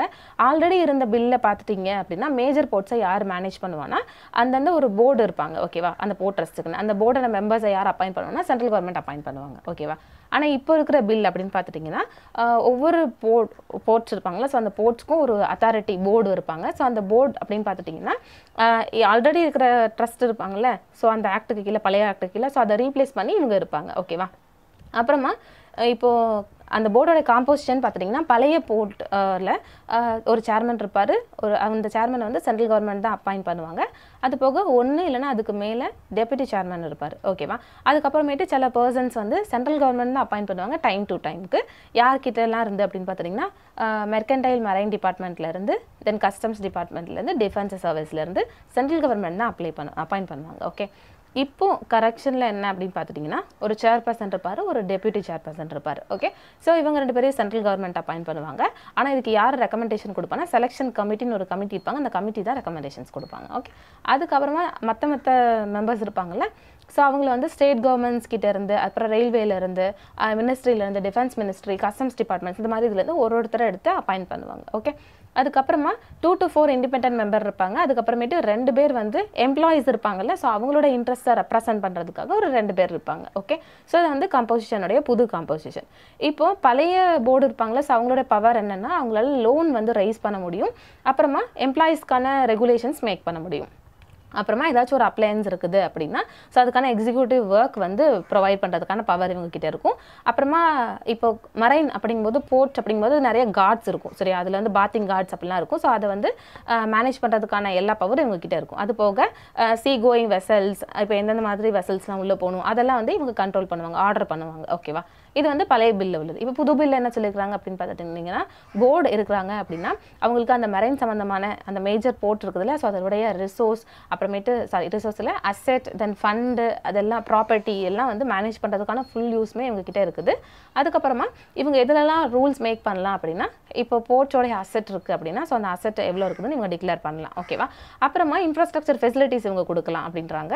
அப்புறமா என்ன சொல்கிறாங்கன்னா, சில குட்ஸ் அண்ட் சர்வீஸ், சில குட் வந்து ஒரு வெசல் வழியாக போகுது அப்படின்னா ஸோ அதுக்கு சில எக்ஸம்ஷன்ஸ் வந்து இவங்க கொடுக்கலாம். ஓகேவா, ஸோ இந்த மாதிரி ரூல்ஸ், இந்த மாதிரி பவர் கூட இப்போ இருக்கிறவங்ககிட்ட இருக்குதுன்றாங்க.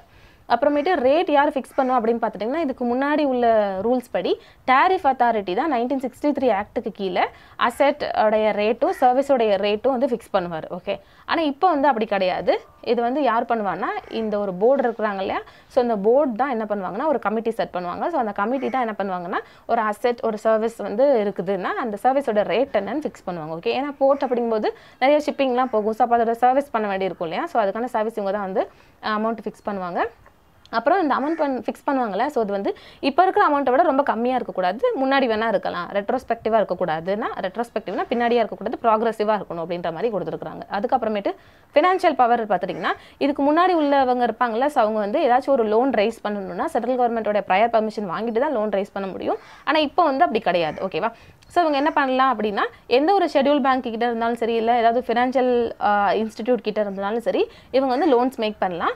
இன்னொன்று, அவுட் சைடு த இந்தியாவுக்குலேருந்து ஏதாவது ஒரு ஃபினான்ஷியல் இன்ஸ்டிடியூஷன் இருக்குன்னா ஸோ அந்த இன்ஸ்டிடியூஷன் கிட்ட இருந்தும் இவங்க வந்து லோன் மேக் பண்ணலாம் கரண்ட் ரூல்ஸ் படி. ஓகேவா, ஆனால் எப்போ வந்து 50% ரிசர்வை தாண்டுதோ ஸோ அப்போ நம்ம கண்டிப்பாக கவர்மெண்ட் கிட்ட பெர்மிஷன் வாங்கணும் அப்படின்ற மாதிரி சொல்லியிருக்காங்க. ஓகேவா, அதுக்கப்புறமேட்டு அட்ஜுடிஷியரி பாடி யார் அப்படின்னு பார்த்துட்டிங்கன்னா, டேரிஃப் அத்தாரிட்டி தான் இதுக்கு முன்னாடி இருந்திருப்பாங்க. ஓகேவா, ஆனால் இப்போ யார் அப்படின்னு பார்த்துட்டிங்கன்னா, அதுக்காக ஒரு அட்ஜுடிகேட் போர்டு அப்படின்னு வந்து உருவாக்கியிருக்காங்க. அதுக்கப்புறம் பெனால்ட்டினா, இதுக்கு முன்னாடிலாம் யாராச்சும் வந்து போர்ட்ரஸ்டோட ரூலை மீறிட்டாங்கன்னா அதுக்கான வேரியஸ் பெனால்ட்டிஸ் இருக்குது. இந்த தடவை என்ன அப்படின்னு பார்த்துட்டிங்கன்னா, எனி பர்சன் யாருனாலும் சரி இந்த ரூல்ஸ் வந்து ரெகுலேட்டர் ஃபாலோ பண்ணாமல் பண்ணிட்டாங்கன்னா ஸோ அவங்களுக்கு பெனால்ட்டி வந்து அப் டு 1 lakh rupees வரைக்கும் உங்களுக்கு ஃபைன்ஸ் கொடுக்கலாம் அப்படின்ற மாதிரி கொடுத்துருக்காங்க. அப்புறமேட்டு இந்த தடவை புதுசாக என்னெல்லாம் இன்ட்ரோடியூஸ் பண்ணியிருக்காங்கன்னா, பப்ளிக் ப்ரைவேட் பார்ட்னர்ஷிப். ஓகேவா, ஏன் அப்படின்னு பார்த்துட்டிங்கன்னா, டேரிஃப் ஃபிக்ஸ் பண்ணுறதுல, அப்புறமேட்டு போர்டு வந்து ஃபிக்ஸ் பண்ணுறதுல, அதிலெல்லாம் வந்து இனிஷியலாக வந்து நம்ம பிட்டிங்காக என்ன பண்ணலாம்னா பப்ளிக் ப்ரைவேட் பார்ட்னர்ஷிப் கொண்டு வரலாம் அப்படின்ற மாதிரி சொல்லுவாங்க. ஓகேவா, பிட்டிங்னா ஏல விடுவாங்களே, ஸோ அதுதான். ஓகேவா, அதுக்கப்புறம் இன்னொன்று என்ன அப்படின்னு பார்த்துட்டிங்கன்னா, கார்பரேட் சோஷியல் ரெஸ்பான்சிபிலிட்டி அப்படிங்கிற ஒரு விஷயம் இந்த தடவை புதுசாக இன்ட்ரடியூஸ் பண்ணியிருக்காங்க. ஏன் அப்படின்னா, இன்ஃப்ராஸ்ட்ரக்சர் ஃபண்டில் வந்து நம்ம நிறையா டெவலப்மெண்ட்ஸ் கொண்டு வரணும் அப்படிங்கிறதுக்காக, அது முக்கியமாக எஜுகேஷன், ஹெல்த், ஹவுசிங், ஸ்கில் டெவலப்மெண்ட்ஸில் கண்டிப்பாக எல்லாரையும் இன்வால்வ் பண்ணணுங்கிறதுக்காக இது கொண்டு வந்திருக்காங்க. ஓகேவா, அப்புறம் இந்த பில்லோட சிக்னிஃபிகன்ஸ் என்ன அப்படின்னு கொடுத்துருக்காங்க. இந்த பில் வந்து கவர்னன்ஸ் மாடலையே வந்து மாற்றுதான். என்னென்னா, சென்ட்ரல் போர்ட் இருக்குல்ல, ஸோ அதை வந்து லேண்ட்லார்ட் போர்ட் மாடலுக்கு வந்து மாற்றுதுன்றாங்க. ஃபார் எக்ஸாம்பிள், லேண்ட்லார்ட் போர்ட்னா கவர்மெண்ட் வந்து என்னதான் இருப்பாங்கன்னா போர்ட்டோட அத்தாரிட்டியாக இருப்பாங்க. ஆனால் ப்ரைவேட் பிளேயர்ஸ் வந்து என்ன பண்ணுவாங்கன்னா, அதோடைய போர்ட்டோட ஆக்ஷன்ஸ்லாம் எடுத்து அதுலேருந்து கிடைக்கிற பெனிஃபிட்டை கவர்மெண்ட் கூட ஷேர் பண்ணிப்பாங்க. ஓகேவா, அதுதான் வந்து முக்கியமாக சொல்கிறாங்க. அப்புறம் இன்ஃப்ராஸ்ட்ரக்சர் அப்படிங்கிற ஒரு விஷயம் ப்ரைவேட் பிளேயர்ஸ்க்கு வந்து லீஸ்க்கு விடுறாங்க அப்படின்ற மாதிரி சொல்கிறாங்க. அப்புறமா லேண்ட்லார்ட்ஸ் இருப்பாங்கல்ல, ஸோ அவங்க வந்து இந்த போர்ட்டில் இந்த ப்ரைவேட் என்டிட்டிஸ் இருக்கிறாங்களா, ஸோ அவங்க கிட்ட இருந்து ஷேர்ஸ் வந்து வாங்குறதுக்கு எலிஜிபிள் அப்படின்ற மாதிரி சொல்கிறாங்க. ஓகேவா, ஸோ இதெல்லாம் வந்து ஒரு போர்ட் மாடல் வந்து லேண்ட்லார்டாக இருந்துச்சுன்னா அது என்னென்ன மாதிரி மாடல் அப்படின்னு கொடுத்துருக்காங்க. இப்போ இந்த பில்லோட சிக்னிஃபிகன்ஸ் என்ன அப்படின்னு பார்த்துட்டிங்கன்னா, இந்த பில் வந்து ஆல்ரெடி இருக்கிற போர்ட்டோட இன்ஃப்ராஸ்ட்ரக்சரை எக்ஸ்பான்ஷன் பண்ணுற மாதிரி ஒரு இது. ஸோ ட்ரேட் அண்ட் காமர்ஸ் அப்படிங்கிற ஒரு விஷயம் இங்கே அதிகமாக நடக்குன்றாங்க. டிசிஷன் மேக்கிங்கிறது ஒவ்வொரு தடவையும் கவர்மெண்ட்டை கேட்டெடுக்காமல் அந்த போர்ட்டே எடுக்கிறதுனால, அந்த கமிட்டி எடுக்கிறதுனால டீசென்ட்ரலைஸ்டான டிசிஷன் மேக்கிங் எடுக்க முடியும் அப்படின்னு சொல்றாங்க. தென் டிசிஷன் மேக்கிங் ஃபாஸ்ட்டாக இருக்கும். ஏன்னா கவர்மெண்ட்டை கேட்டு எடுத்தோம்னா நமக்கு ரொம்ப டைம் ஆகும்ல, பட் இந்த டைம் நம்மளே எடுக்கிறதுனால டிசிஷன் மேக்கிங் வந்து ரொம்ப ஃபாஸ்ட்டாக டிரான்ஸ்பரண்ட்டாக இருக்கும் அப்படின்றாங்க.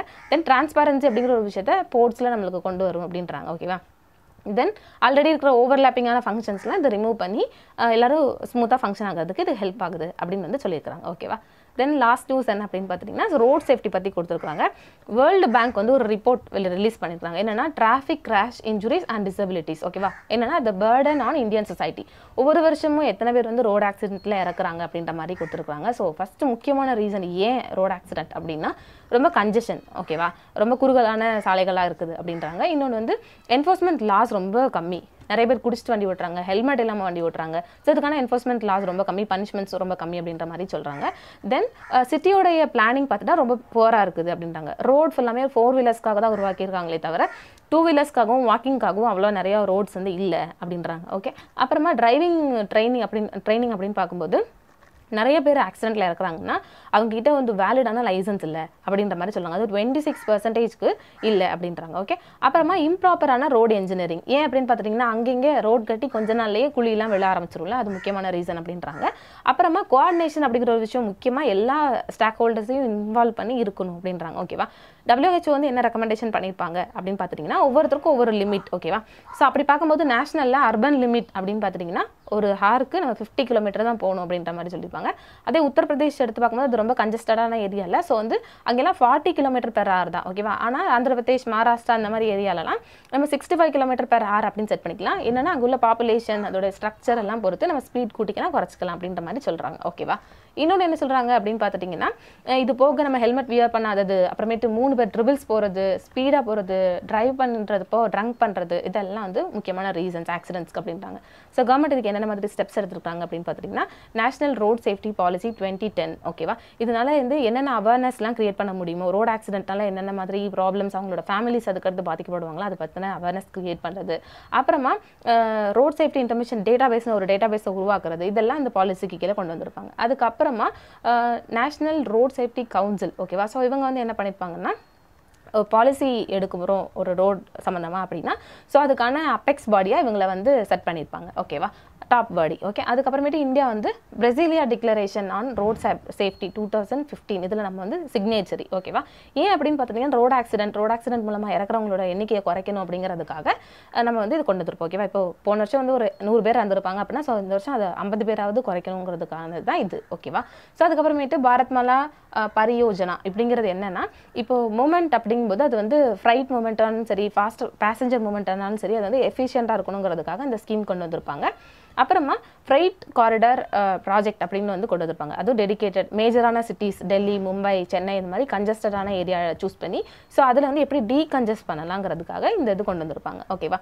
அப்புறமா மோட்டார் வெஹிக்கிள் அமெண்ட்மெண்ட் ஆக்ட் 2019 அப்படின்னு வந்து கொண்டு வந்திருப்பாங்க. ஓகேவா. ஸோ இது மூலமாக கொண்டு வந்து ரோட் அப்படிங்க வரும்போது அதில் ஆக்சிடென்ட் கம்மி பண்ணணும், டெத் ரேட் கம்மி பண்ணணுங்கிறதுக்காக கவர்மெண்ட் ஸ்டெப்ஸ் டேக் பண்ணியிருப்பாங்க. ஓகேவா. இதில் நம்ம இந்த மோட்டார் வெஹிக்கிள் அமெண்ட்மெண்ட் ஆக்ட் அதை பற்றி லாஸ்ட்டாக பார்க்கலாம்.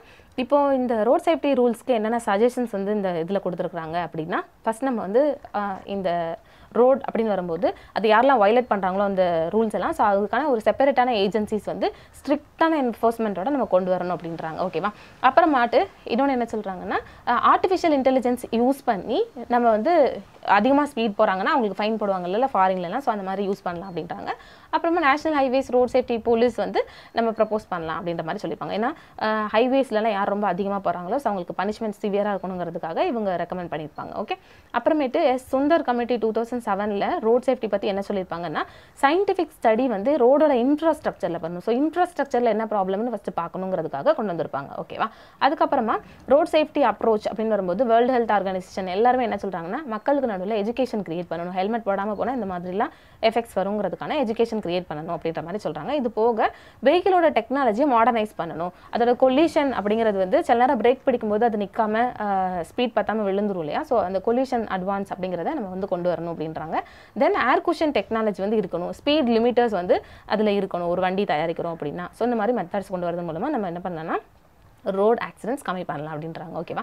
இப்போ நம்ம மோட்டார் வெஹிக்கிள் அமெண்ட்மெண்ட் ஆக்ட் 2019 பற்றி பார்த்துட்டோம்னா இது மோட்டார் வெஹிக்கிள் ஆக்ட் 1988 அமெண்ட் பண்ணி கொண்டு வந்த ஒரு ஆக்ட். ஓகேவா. ஸோ இதில் என்ன சொல்லுவாங்க அப்படின்னா இப்போ யாராச்சும் ஒருத்தர் இறந்துடுறாங்க அப்படின்னா, இல்லை அவங்களுக்கு ஏதாவது அடிபட்டுருக்குன்னா, ஸோ அவங்களுக்கு காம்பன்சேஷன் அப்படிங்கிற ஒரு அமௌண்ட் வந்து இதில் கொடுக்குறாங்க. ஓகேவா? ஸோ என்ன காம்பன்சேஷன் அப்படின்னா, ஃபஸ்ட்டு ஒரு 1 hour ஆக்சிடென்ட் ஆகி ஃபஸ்ட்டு ஒரு 1 hour என்ன சொல்லுவாங்கன்னா கோல்டன் hour அப்படிம்பாங்க. ஓகேவா? ஸோ அந்த கோல்டன் ஹவரில் ட்ரீட்மெண்ட் வந்து அவங்களுக்கு ஃப்ரீயாக கேஷ்லெஸ் இல்லாமல் கொடுக்கணும் அப்படிங்கிற மாதிரி கொடுத்துருப்பாங்க. ஓகேவா? ஏன்னா அந்த டைமில் அவங்க எதிர்பார்த்துருக்க மாட்டாங்க. அப்போ அவங்க காசுக்கு எங்கே போவாங்க? ஸோ ஃபஸ்ட்டு 1 hour ஃப்ரீயாக ட்ரீட்மெண்ட் கொடுக்கணும் அப்படின்ற மாதிரி சொல்லியிருப்பாங்க. இன்னொன்று கம்பல்சரி இன்சூரன்ஸ். ஓகே, நம்ம வண்டி வாங்கும்போதே கம்பல்சரி இன்சூரன்ஸ் கொடுக்கணும் அப்படின்ற மாதிரி இதில் கொண்டு வந்திருப்பாங்க. தென் நேஷனல் ரோட் சேஃப்டி போர்ட் அப்படின்னு ஒன்று வச்சு, ஸோ அதில் என்ன பண்ணுவாங்கன்னா எல்லாரோட சேஃப்டியை என்ஷூர் பண்ணுறதுக்கான ஒன்று செட்டப் பண்ணியிருப்பாங்க. அப்புறமேட்டு குட் சமரித்தன்ஸ் அப்படின்னா என்னன்னா, யாராச்சும் ஒருத்தவங்க ரோட்டில் ஆக்சிடென்ட் ஆகிருக்கிறாங்கன்னா மோஸ்ட்லி நம்ம போய் காப்பாற்ற மாட்டோம். ஏன்னா நம்மளுக்காக நம்ம மேலே கேஸ் வந்துருமோ அப்படிலாம் நிறைய பேர் பயப்படுவாங்கல்ல. ஸோ இனிமேல் அந்த பிரச்சனை கிடையாது. இந்த ஆக்டை வந்து அமெண்ட்மெண்ட் பண்ணதுக்கு அப்புறமா யாராச்சும் வந்து ஹெல்ப் பண்ணாங்க ரோட்டில் இருக்கிறவங்களுக்கு, ஆக்சிடென்ட் ஆகிருக்கிறவங்களுக்குனா அந்த ஹெல்ப் பண்ணவங்க மேலே எந்த ஒரு சிவிலோ கிரிமினல் கேஸோ வராது அப்படின்ற மாதிரி இந்த இதில் கொடுத்துருக்காங்க. ஸோ எல்லாரும் நம்ம இனிமேல் போய் எல்லாரையும் ஹெல்ப் பண்ணலாம் அப்படின்ற மாதிரி கொடுத்துருக்காங்க. அதுக்கப்புறமா பெனால்ட்டிஸ் அப்படின்னு பார்த்துட்டிங்கன்னா, குடிச்சிட்டு ட்ரக்ஸ் போட்டுட்டு வண்டி ஓட்டினாங்க அப்படின்னா அவங்களுக்கான பனிஷ்மெண்ட் ஃபஸ்ட்டு 2000 ரூபாய் இருக்கும். இப்போ அதை இன்க்ரீஸ் பண்ணி 10,000 ரூபாய் அப்படின்னு வந்து கொண்டு வந்துருக்காங்க. ஓகேவா? ஏன் அப்படின்னா யாரும் மேல் ட்ரிங்க் பண்ணிட்டு ட்ரைவ் பண்ணக்கூடாது அப்படிங்கிறதுக்காக.